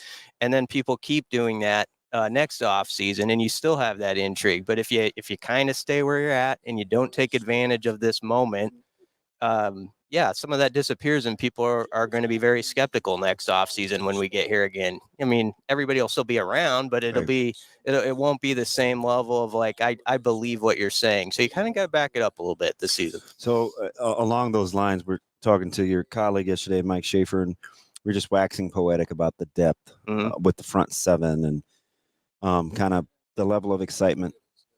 Have you thought about, or will you allow yourself to think about, if Dylan Raiola is better than advertised? I can think about that. Yeah, that's fun to think about. Why not, right? I try to keep it buttoned up, right? I'm a 2.5 to 1 touchdowns to interception guy. I'm 25 and 10. I'm 2,900 yards. Like I'm very homemade vanilla, right? I think that's a good way to be. Our crew's like that too. We took some flack because we had him lower on our little summer list. We had him 8th, and maybe that was too low. I would agree, possibly, in looking back on it. But not by much, though. Yeah, he hasn't played a college snap yet. I'm excited about him like everybody else. I think his ceiling is incredibly high. But I'm kind of like you. Let's just go steady and prove it. And the thing I don't want to undersell, like the guys that we have here from Nebraska today, who have been in this program 4 or 5 years, they're the ones who, if they play at a high level, that are near the top of our list, that they allow Dylan Raiola to not have as much pressure on him. He doesn't have to be Superman in year 1. And it's because of guys like Gifford and Ben Scott and Ty Robinson, So I think I don't want to lose sight of that. So if Nebraska had to have a pulse, I talk about yours, right? Neutral. I kind of like the way you rev steady. If Nebraska is going to pick a guy and they want to have his pulse be the barometer of this team, I'm tracking. Is that guy going to be in this room today? I think so. Are we thinking the same? This you going with Gifford? Yeah. Yeah, me too. Yeah, I would say Gifford. Gifford is just so I actually love when he comes into the media room like during the season or for like the 5-minute interviews, because he's just no nonsense. He's just like, he's got a little bite to him. Like, your question better have a little, you better have thought about it or something, or have a follow-up ready, because I like guys like that. I like the guys that keep you on your toes. But I think that is not just in that setting. I think that's with the team. I think he's one of those guys who he doesn't waste his words. He puts it out there in a way that everybody's like, that's how it's supposed to be. And yeah, I think he does have that neutral setting, very good. And he has unfinished business, an old line from the 90s that worked pretty well around here. But he's one of those guys that kind of coined that phrase again when he did interviews in the spring. And you could tell it meant a lot to him to come back here and put this place, give it a trampoline into the future, set that trampoline up for the other guys. And he wants to be a big part of that. Can you feel his intensity? Because I can. Like, he doesn't have to say much. It's what he gives off. Yeah. And I think he's always been confident in his abilities, but now the last season or two, like, it's on film. Like, he knows what he can do. And even the stuff that where it came up empty for him that he can improve on, it's all very obvious to him. I know, obviously, Evan Cooper's not in the program anymore, but you go back to what he said in the spring, it still matters. As a coach who worked with him all the time, he's like, he's as good as anybody in the country at that spot. And that's what he thought. And he wasn't one to just say stuff like that. So I really, when he said that, I was like, okay, the guys who see it every day really believe in him, not just as a leader, but as like one of those all conference type players. He's got that type of skill, and Nebraska's got to win those games now. So guys like him get their individual notice too. That's something that's gone by the wayside when you only win 5 games. You're not going to get first team or second team all conference, and guys like him might warrant it, but they need to be on a team that wins 8-9 games or something like that. You allowed yourself, looking at the Big Ten Conference, they easily could boast, whether it's statistically, they have the front runner for the Heisman in Gabriel. You arguably have 3 of the top 5 safeties in the country in this conference. You have 2 of the best D linemen in the country. You have the best corner in the country. Mm-hmm. I think the Big Ten realizes the position they're in from a actual football plan. I'm not even getting into Trayvon Henderson and Junkins. And I mean, there's some fellas in this conference that are littered all through the first round. Yeah, there definitely are. I got a chance to vote for that like Big Ten list where they put out 12 guys to watch. And I know people don't pay a ton of attention to it, but I put Nash on there, give Nash his due. I think he's another guy who can be an all conference type player. But as you talk about that, and I looked at the list of options that I had, it's really hard to make the top 12 on that list. Isn't it something? It's incredible. So you could almost act like that was a homer pick by me, because there are some dudes that you're, like you say, first round guys. Ohio State, you could pick like 5 guys, frankly. They're just, I mean, Moore's a safety at Michigan who is amazing. Yeah. And he's behind West Lafayette. He's behind Wisconsin. He's behind Columbus. Yeah. He could potentially be behind Nebraska. Like, it is a deep league. Yep. It's a loaded league, but still with those top end guys, I think it's going to come down to, and this is where Nebraska, I think there's a quiet confidence. You got to have that depth. You've got to have those guys that maybe they're not all conference guys, but your second team guys can step in October, November, when someone goes down or you have to give some reps and you don't see that drop off.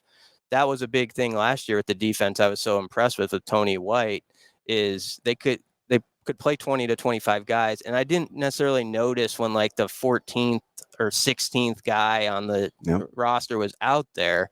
And can they keep that up now is the big question. We've kind of taken for granted, I think, all off season that they can. Like, it's sort of just, like that's going to happen. I'm with you. But I kind of want to put, that in parentheses or something, like, let's just, they got to back it up. And that's another reason why. Do not take these guys for granted that are here today for Nebraska.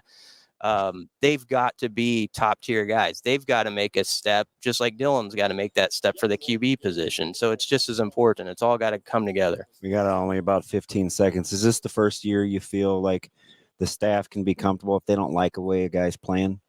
They've got viable options. I think at certain spots, definitely. Like, I think there's some of that on the O line. I think definitely at wide receiver where D line. Yeah. Yep. You're right. Van Poppel and Lafotu, Judy. I think some of those guys you go through it. There's some guys who they're going to need to get some reps at some point. And if someone else isn't showing up, they will. And BC, enjoy the day, man. Appreciate your time. Yeah, thanks for having me. I always appreciate being on. That's our guy, Brian Christopherson from 24/7 Sports. I can't hear the bed music, but we'll continue from Indianapolis. We'll get tons of interviews. We'll pop back in. We'll get you access to us. Make sure you're part of what we're doing over here at Hurrdat Sports Radio. We'll see you tomorrow. Kicking off hour number 3 here on Hurrdat Sports Radio, AM 590, ESPN Omaha, ESPN Tri-Cities, KFOR in Lincoln. That's DBM Ravi, Lulla. And, I was talking earlier about my interview with Brandon Kinney. That's going to be featured in the Hail Varsity Yearbook for football in 2024. You can secure yours today by going to hurrdatsports.com. The Hail Varsity Football Yearbook features exclusive interviews like the one I talked about, position breakdowns, one-of-a-kind photos, and more, so you can get an inside look at the 2024 season. Go to hurrdatsports.com to order your copy today through August 11th. Who's editing our deal? Our yearbook or our Yeah, I mean, we got to get 50 minutes down to something that's workable. Here's the cool thing about the yearbook this year, which I don't know a lot of people know about. I hope I'm not spoiling anything, Sasha.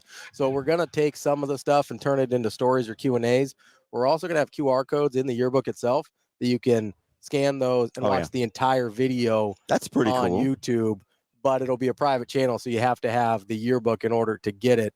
It's going to be, so if people want to see our entire almost hour conversation. So that's unfortunate because the piece on legacies is going to be pretty sweet. Oh, yeah.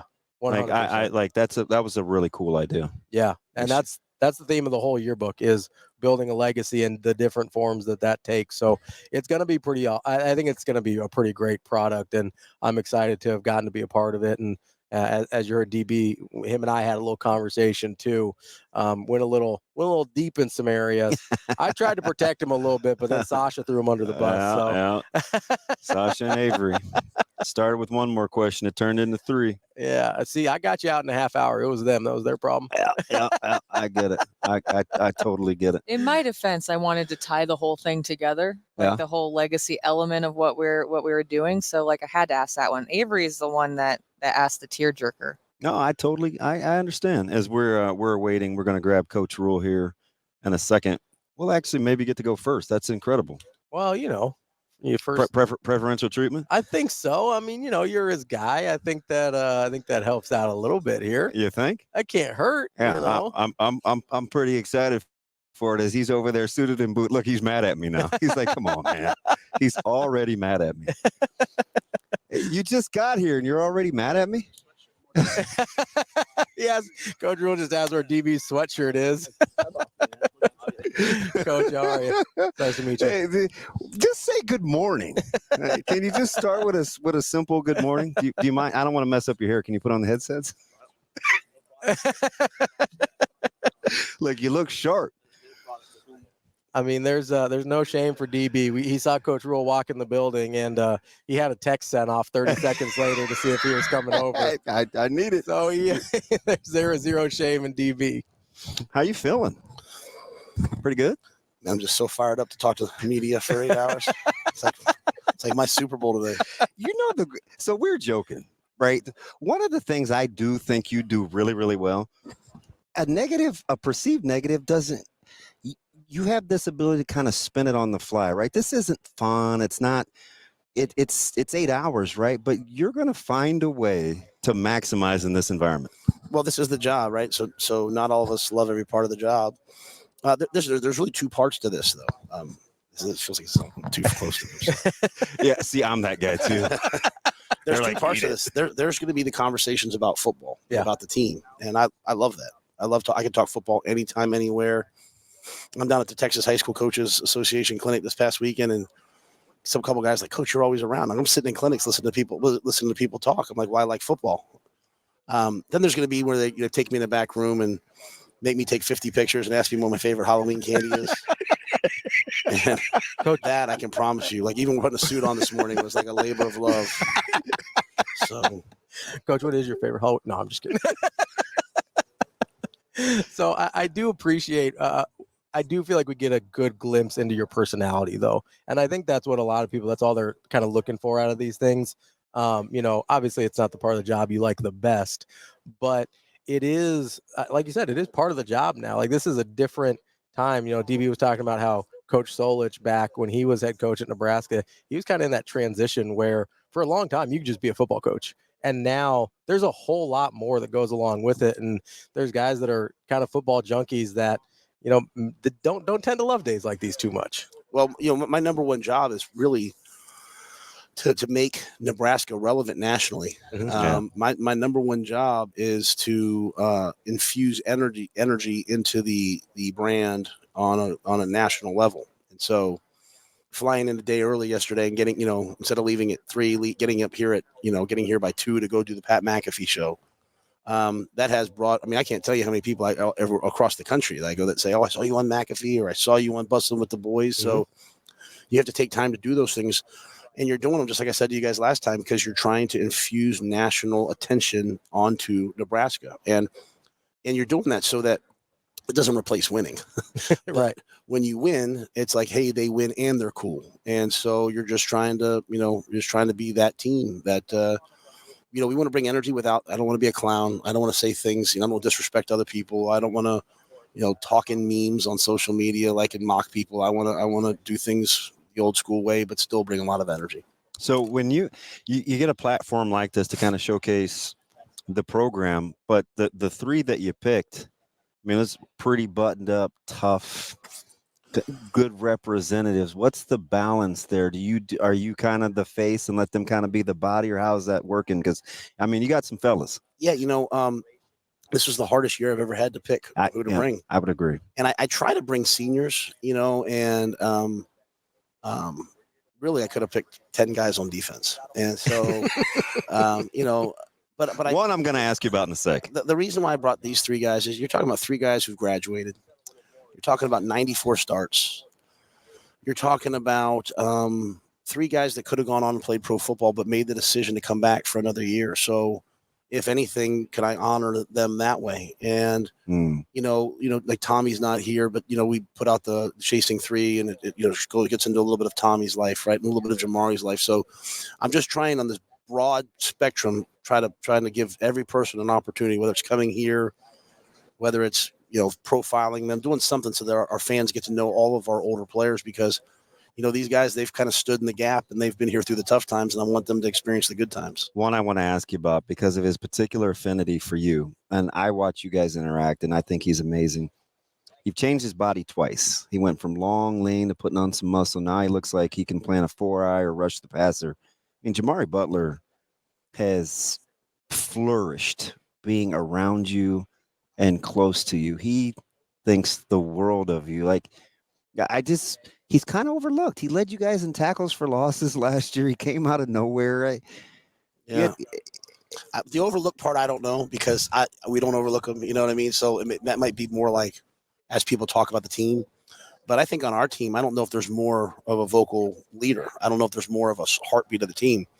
The reality with Jamari is he's got another year if he wants it. So, I'm not trying to kick him out the door. I'm not trying to bring him here I watch you guys pal around and joke around and exchange, sparring. And Damon, once the guys kind of kill the bear in their brain, there's really 2 bears they got to kill, to quote Brett Haskell. They got to kill the bear. We're like, am I good? I don't think I'm good. Am I good? And all of a sudden one day they wake up and like, you know what? I'm pretty freaking good. That's one. And the other one's me. Like, oh, Coach Rhule, if I do that, I have staff members have to do it. Like Jamari walks right up to me. He's like, what's up, Pop? Smacks me on the back of my neck. So he doesn't have that fear, and that helps the team so much. So when the young guys see his ability, if he's not doing something right, I'm still a coach. I'm still going to handle it. But I respect him so much. And, he's a guy that when I first got here, he went in the portal. He's the only guy I went portal diving for. I was like, whoa. When I dove in that portal, I was like, nah, bro, you coming back with me. So, Coach, I got to ask, you brought up Jamari out. You're not trying to kick him out the door anytime soon. But you also brought up, I think it was Joel Klatt with guys like Ty and Nash, where you're like, hey, you guys should probably go. And they came back anyway. How do you kind of balance that? Is it just a matter of like, hey, I'm going to tell you what I think is best for you, regardless of what that means for me? Yeah, no, I'm going to tell them what's best. at the end of the day, if they think I'm not telling them what's best, they won't listen to me anyway. So I tell people what's best. I sat there with Garrett Nelson. I was like, Garrett, like, I'd love to have you back. I think we'd help you play better, but at your age, you probably should go. And, I know how tough of a decision that was for him. So I've told all of these guys, like Johnny Bullock. I mean, Johnny Bullock left, and then he sat there for like a week, and everyone kept saying to me, like, hey, man, he's thinking about coming back. Should you should reach out. I'm like, I'm not reaching out. Like, this is his life. This is his decision. It's the same thing in recruiting. Like, people sometimes will say to me, I can't believe we didn't get so-and-so. And I'm like, it's their lives. Like, if you just take that approach, in the end, people will gravitate towards you. Like, everyone's like, someone asked me last night, what'd you guys do to flip Dylan? When he said he was going to go to Georgia, we said, hey, good luck. And every time he was around, I said, what's up? How you been? Do you remember what you told me about that? I do not. So he gets away. He's going to Georgia. And you said, hey, look. You said, look, bro, like, we're going to wish him the best, I work with his uncle. We're going to have a great offensive line. I want him to have success at Georgia. We're going to go recruit Dayton, and I'm going to wish him the best. And it was just like, and I walked away from that. I'm like, you had a lot invested in that. Yeah. And you were just, it's because you just said it a minute ago. And I tell this to people that because of your personality, you have this ability to be able to walk away, but people still know you care. It's almost uncanny, right? It's like, wait a minute, I thought you. Don't you like me? It was again, it's their decision, right? Whether it's a staff person leaving, whether it's a player leaving, whether it's a guy going to the NFL, it's their decision. And if I'm different the minute they leave, then I'm not who I said I was in recruiting. So to me, it's like, I got a text the other day. I got a text just yesterday. Chief Borders was at a Chris Stapleton concert. He was that is wild. He was complimenting me. He said, I see you losing a couple pounds on Twitter. I was like, just a couple, buddy, not very many. But my point is like, I was his coach. I coached him. So like, I have that relationship. I'll have that relationship with him forever. When it was his time to leave, he left. We get too emotional, make too much out of everything. You told me that. Recruiting is only for me about the ones I really want. Do I get them? And when they're there, are they going to be successful? It's not the ones that get away. Sometimes guys say I'm going somewhere else and I'm relieved because as we've gone through the process, they're not the right fit for us. Sometimes guys leave and I'm like, oh man, but I told them to come here because I wanted to help them. So I want to help them in the next phase. So I don't know if that makes sense, but it just kind of makes sense to me in my brain and our building. So, Coach, you mentioned, people get too emotional about stuff and how they can't quite, detach themselves from the results of the process. But at the same time, I see you as a very relational coach, and I have to imagine that gets emotional at times too. How do you kind of separate those two things between being emotionally invested in the guys that you recruit and that you care about, but not being so emotional that you can't detach yourself from their decisions? Well, no, it doesn't mean I'm not disappointed. It doesn't mean I'm not hurt. Doesn't mean we all have emotion. Yeah. We need to live with emotion, but we can't get emotional. We can't have it override us. It's a T-shirt. Have you guys, have you watched Inside Out 2? Have you seen Inside Out 2? Yeah. Yeah. On we. Have you seen it? I have. But it's like I try to tell guys all the time about anxiety. Like everybody has anxiety. Everyone's anxious. Is it disrupting your life? And so it's like, and the movie does that so well. I was like, man, this is the best movie I've ever seen. But anyway, it's the same thing with this. Like, yeah, I get emotional. Yeah, I get fiery. Yeah, I get upset. Yeah, I'm passionate. Yeah, I recruit people when they don't come. I'm like, man, but I don't allow that to rise to the next step where it affects my decisions. Like, he who angers you owns you. Like, so I'm going to just walk away from it. And as I told the team, my message to the team all the time is when you get adversity, don't just get through it, find a way to make it better. So if a great player says he doesn't want to come, go find someone else that fits us better. And that just kind of cascades throughout the entire team. And I think when you lead that way, I'm trying to get our team to become an unemotional team. Like, how do you win these close games? Being very unemotional, not playing with great emotion and passion, but not like, we're up, we're down. People talk to me about something that happened in 2021. I'm like, oh, come on, man. Like, so like, and I get it. Like, and that's fun, right? That's fun. That's what drives shows and all. But within the locker room, within the building, man, let's not be emotional. Let's just attack every single play every day and see what happens. Yeah, as Micah would say to Zoe, ennui. Like that's the favorite. That's the favorite. So character. You're telling me I could have skipped 6 months of therapy by watching Inside Out 2? There's no doubt, bro. I'm just telling you. It's like you're saying to yourself, like, man, they wrote this for the kids, but really it's for the parents. And I've watched 1 and 2, and I can't wait for Inside Out 6 because they'll be hitting about the 50-year-old range because I need some help figuring me out. I appreciate your time, man. You enjoy you'll attack the day. I won't say enjoy the day. Well, yeah, that's the point too, though. Like, and I just joked that again, anytime I have a chance to talk Nebraska football and about our players, I'm proud to do it. But we've all got to be great at the things we hate. We've all got to be great at the things we don't like. And so if they ask me what kind of candy bar I like, I'm gonna go get our roster limits to 120. Go do that. That ain't happening, bro. SEC baseball changed that.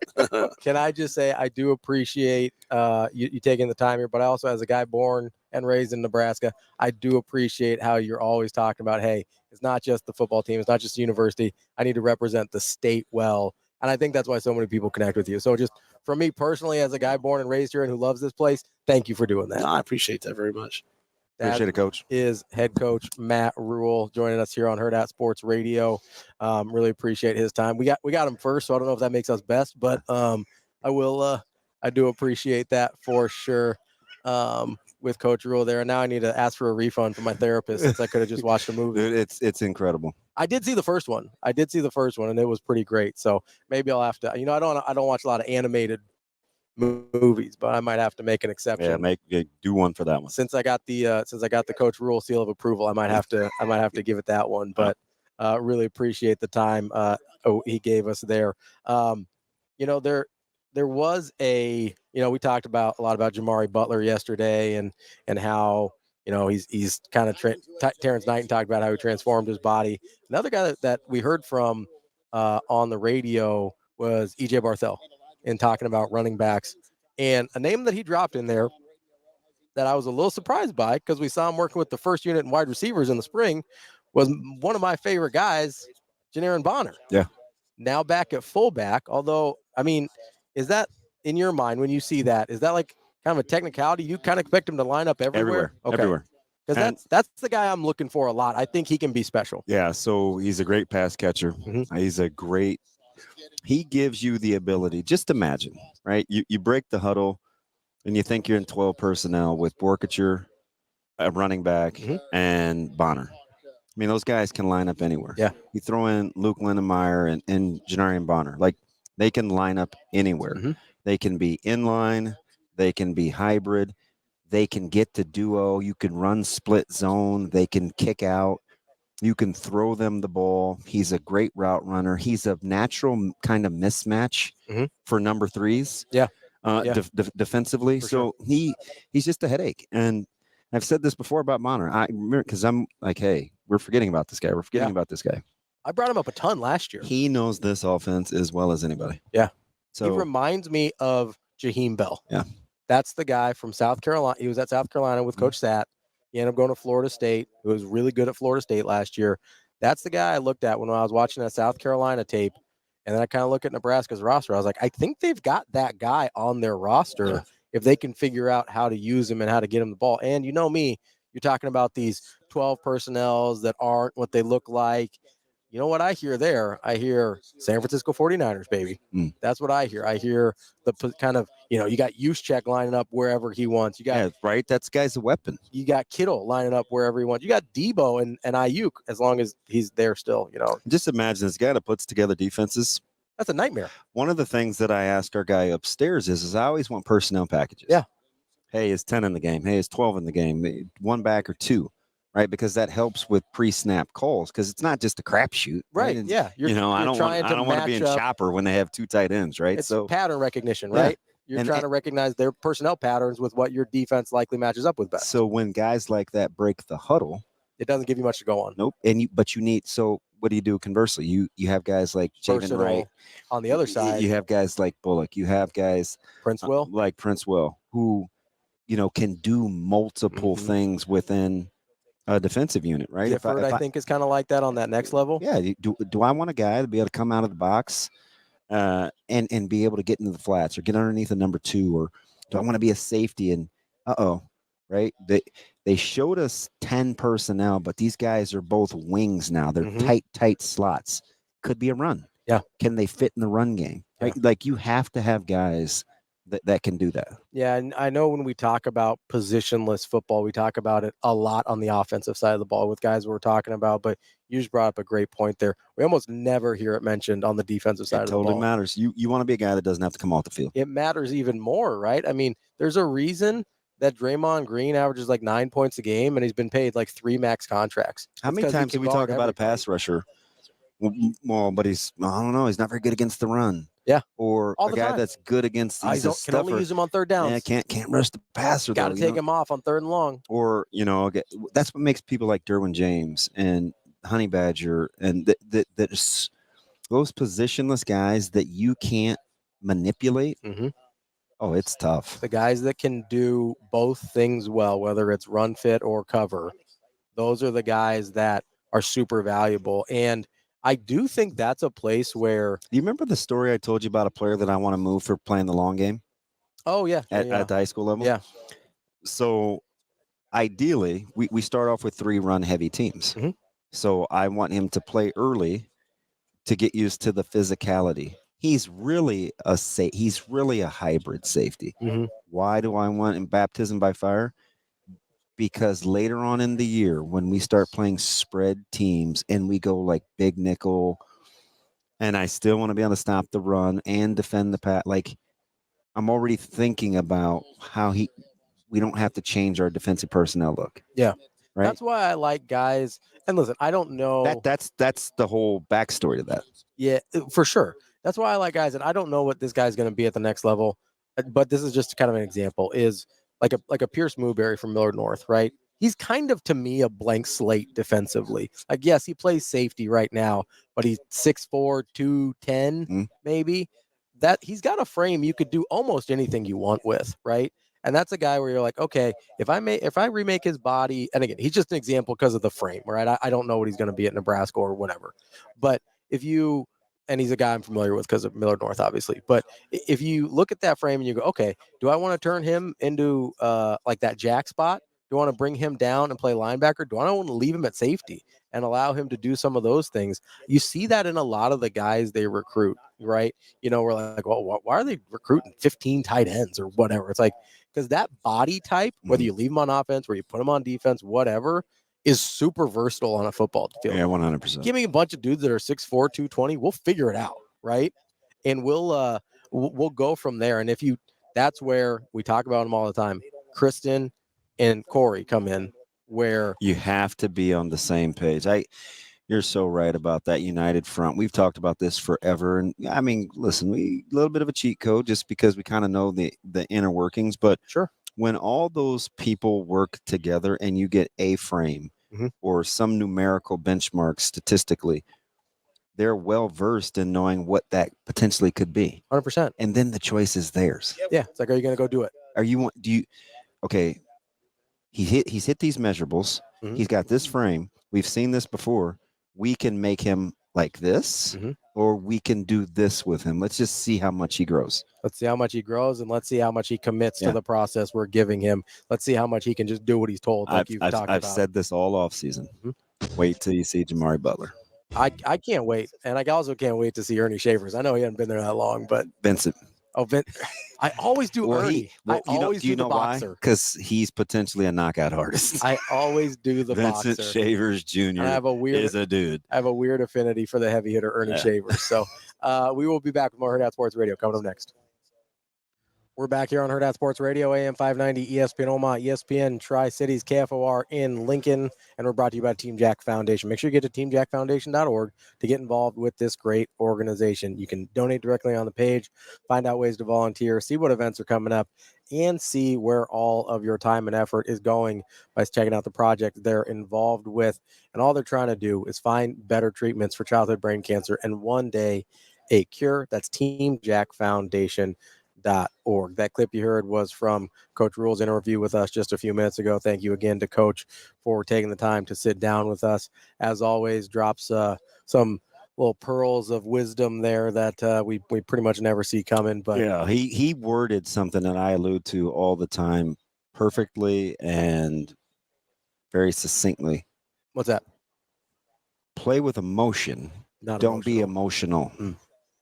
right? Like that's applicable outside of football man, also. That's 101 right there. Yeah, because I think you have a lot of people when they hear, and that's why I asked the question, when they hear "don't be emotional," Yeah, that it sounds like don't have emotions, right? But I'm like, I know this dude cares, so that's why I asked the question. I go, this is somebody who clearly cares about his players, about the program, about the university, and about the state.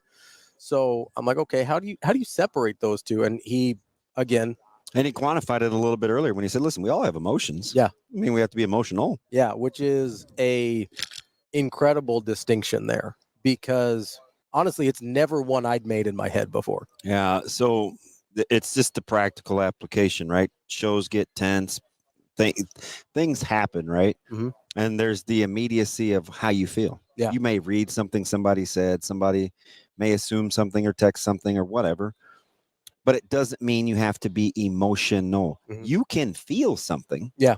It goes back to kind of what we were talking about if you have preconceived notions about somebody. Yeah, you watch it through a filter. Right? Right. And I'm like, yeah, but you don't have to act on it. It can go through the experience filter, but you don't have to act on it. That's the we all have emotions, Mm-hmm. but you don't have to be emotional. And there's I joked about about being able to skip therapy and just go watch Inside Out 2, but there's this thing it's called validating your emotions, right? You can validate them, be like, why do I feel this way, right? Because if you're just trying to ignore it, you're just going to frustrate yourself. Yeah. Right? You don't want to try and be like, hey, I'm not like for Coach Rhule's example. I don't want to be like, oh, I'm not disappointed that Dylan didn't choose us when he was going to Georgia, or I'm not bummed out about that, or that wouldn't have been big for the program. It's okay to feel the things you feel, but then what? Yeah. So I say this at home, right? And I may have even said this to you. I can recognize mm-hmm. that you feel that way and say, okay, but I don't have to succumb to it, nor be a victim of it, nor neither do you, and neither does the person feeling the emotion. You know what I'm saying? So it's like, but sometimes I think just selfishly as people, we just want to acknowledge. I want you to know that I feel like this. Okay, cool. Now what? What are we doing with that? Yeah, what's next? Right? Like, which I'm okay with. I'm okay with people wanting to be like, hey, I just need you to acknowledge that this is a thing that happened. And sometimes, it depends on my mood. I'm like, that doesn't make it a right thing to do, right? Right. But so. And that it's a two-way street, mm-hmm. right? There are times I'm in my feelings, or I'm bothered by something, or I haven't coped with something in another area. So it manifests it this way. And I may say, well, you don't understand. I've got this, and this. Okay, cool. Let's acknowledge that, but it is disruptive here. Yeah. Two things can be true at once. Well, and at the same time, right, you can be the person receiving this and be like, okay, thank you for that context. Here's some things I can do to make the situation a little better that I didn't know about before, but you're going to have to meet me halfway here. How about how he acknowledged what we talk about all the time? Which one? When he said, I never know how to put it into words, but the way I describe it is he has this uncanny ability to walk away from something, mm-hmm. and you still know he cares. Yeah. He can hang up on you. He can say something slick. Mm-hmm. He can call you from like he can do it. He can do a lot of things. He can sit with Ty Robinson for 2 hours in about 30-degree weather where you're contemplating going or leaving, and pat a guy on his ass and say, hey, it's up to you. Mm-hmm. Come back and see me. And I can see him talking 5 days later, and just the ability to leave something mm-hmm. where it is and let them make the decision. He brought that up. Take your time. times. I'll be here when you get back. Yeah. It doesn't mean that I don't care. And I'll be here for you regardless of the decision you make. And I would double down just with that, right? Because I'm here for you mm-hmm. back on this other end, I do care. Because if I didn't, I'd just turn you over to yourself. Or you'd be, this is the thing one of the things I really appreciate.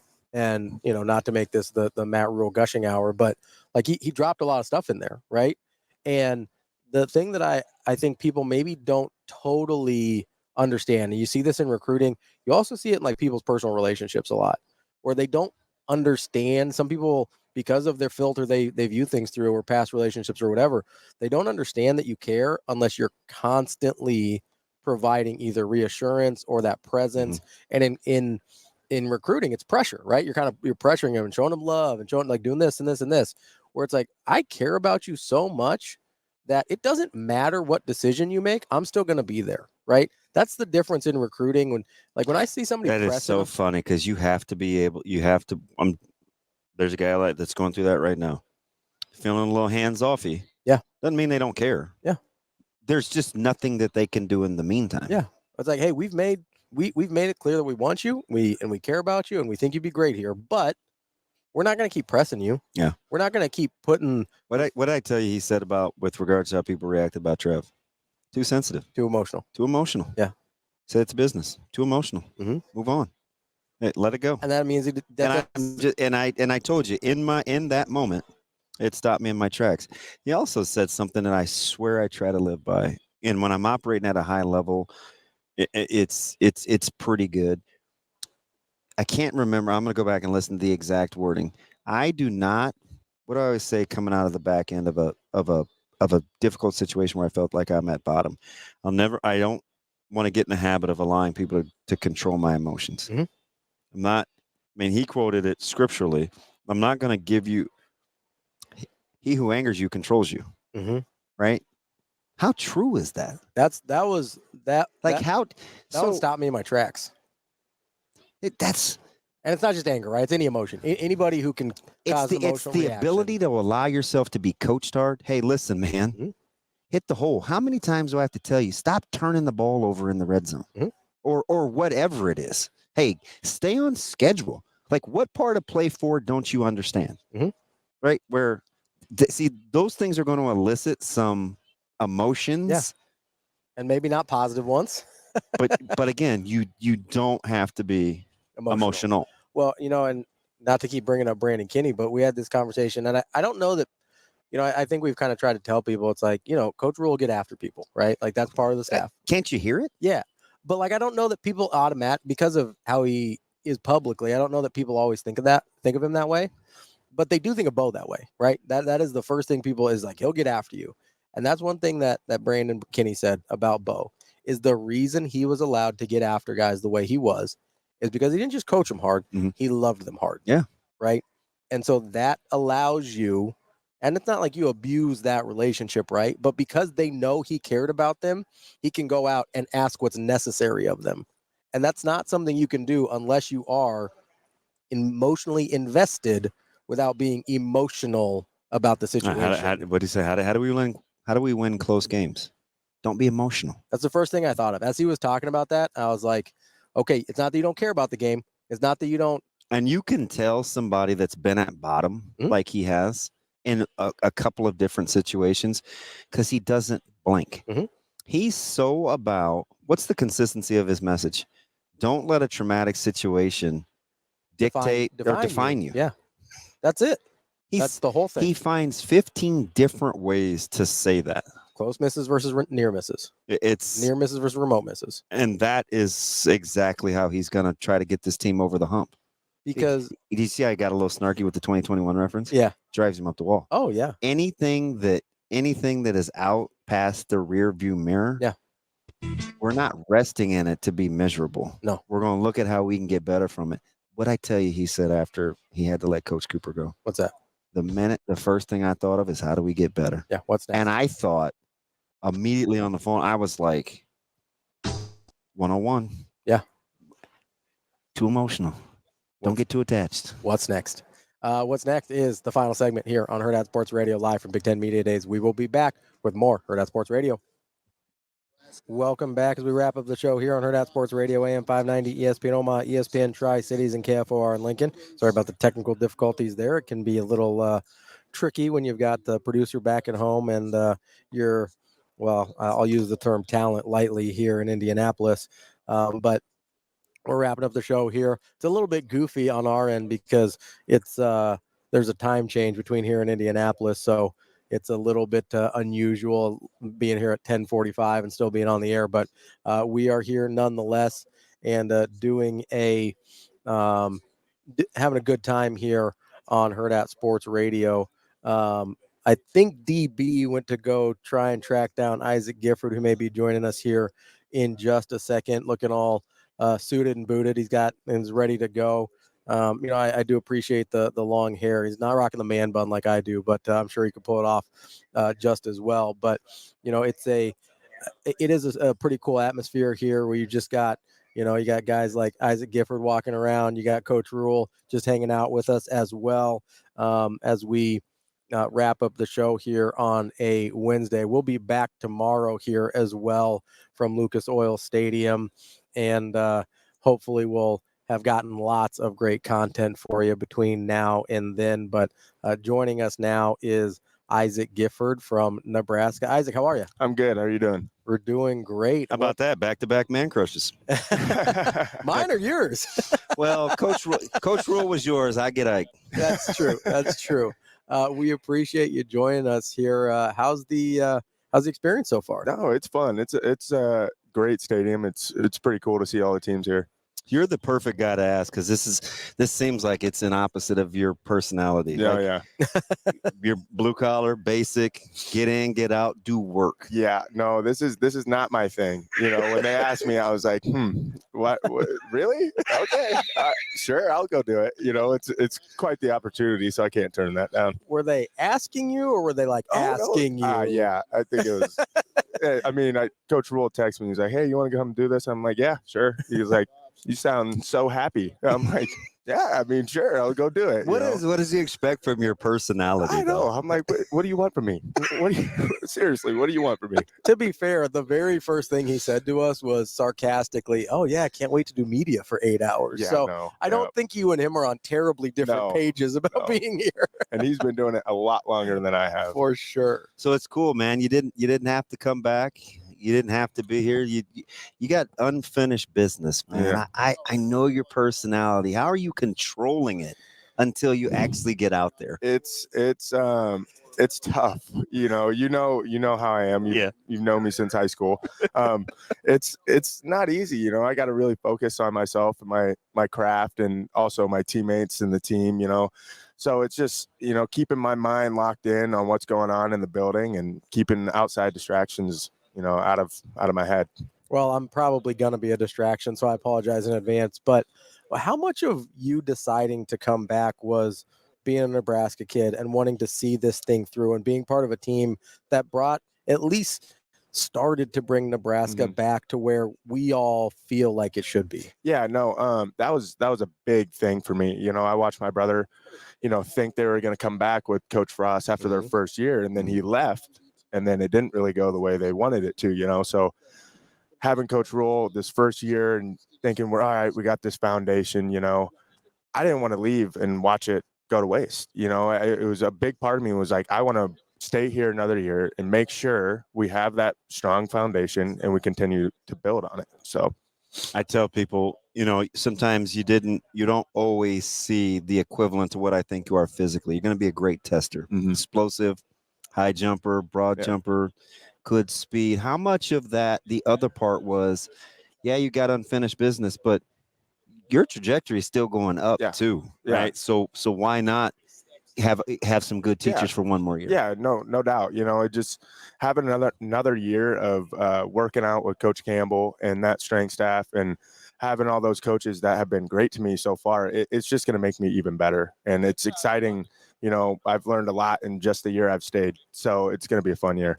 I'm a big strength and conditioning nerd, so you got to talk to me about Coach Campbell a little bit. It seems like the things that him and the nutrition staff with Kristen Coggins, and it seems like what they do is incredible. Whether you hear Coach Knighton talk about Jamari Butler putting on 25 pounds, whether it's them navigating Nash cutting 50 pounds to go wrestle and then adding 20 back to be a nice lean polar bear this year. Talk about kind of what they do for you guys and how effective it's been as you've seen guys' bodies and then testing numbers change as a result. Yeah, obviously it starts with nutrition, and Kristen, she's the best I've ever seen in her profession. She is so great about making sure everybody is eating what they need to be eating, having a plan laid out for them.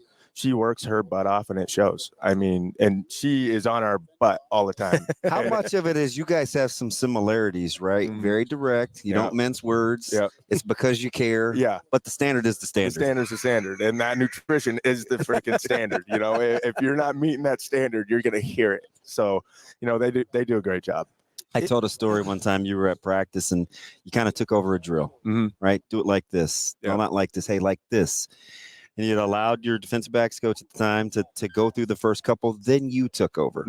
How much of you assuming the role of leadership was dictated versus it just felt right? Yeah, you know, I think it's both. You know, it's the coaches trusting me, knowing that they trust me and they trust my judgment.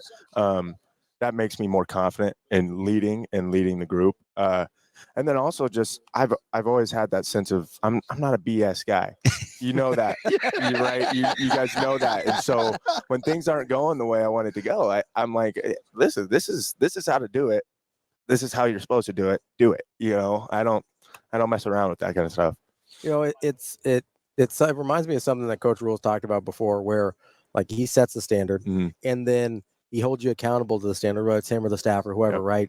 And then you guys take ownership of that standard, right? Like that sounds like what you're talking about is when you just jump in kind of unprompted and are like, nope, this is how we're supposed to be doing this. Yeah. Like that's the ownership part, right? Right. Yeah. Yeah. No, it all comes down to the players at the end of the day, right? We're the ones on the field. Yeah. So the most important people to hold that standard is us players. Yeah, I think you come by it honestly. I remember just going back to high school, I saw your dad. There was a triangular going on in hoops at Millard North, and I was leaving as he was coming, and he was going up the bleachers, and we were just talking about your recruitment. And even listening to him, he wasn't loud, but you could feel intensity. Yeah, he didn't mince words. Like that behavior's been modeled because I mean Luke's actually kind of the nice guy, which is weird. You know, he maybe have skipped it. All of my mom, but everybody else is just kind of like we're assholes. I mean, that's what we are. We're Irish. We got Irish in us. I mean, if you met the rest of my family or my dad's side, you would see it. You'd be like, oh, all right, makes sense. You come to a family dinner. There's arguments, you know, it's loud, you know, it's, I definitely get it from my dad. You know, he's an intense person. What are you expecting from this defense? I think we took what you guys did last year, maybe for granted. It played at a high level. Yep. And the film is out. Yep. But so are the adjustments too. Right. You're a year in, so you're a year smarter. Right. Advantage you guys? No, yeah, you know, it's both. It could be both, right? Because we know what teams have seen from last year, right? So we got to make our own adjustments, right? And so it's going to be interesting to see how teams come out and play us again, you know, after last year. But we'll be ready for it. We'll have changes of our own. You like any of those young guys in the secondary? Oh yeah, I do. You know, if I don't say his name, I think you'll get a little bit upset with me. But you know, I love Caleb Benning. He's awesome. He's awesome. He's been working his butt off. And then some of those young freshmen have been great, you know, Thomas and a couple other guys, and just the guys from last year, you know, Rex Guthrie, he's another. You guys give him a hard time about his hair? Oh yeah, all the time. All the time. Man, you guys dubbed him Sexy Rexy. I'm like, I don't know if he can take it. I think he loves it. He's a quiet guy too, but I think deep down he loves it. So. How tempted are you to pull that back up into the pony? Oh God, you know, I cut it a little bit ago in preparation for this week, so I don't even know how much I can pull it up. It's kind of a pain in the ass. I mean, listen, if an old guy like me can rock the man bun, so can you. Oh, right. That's true.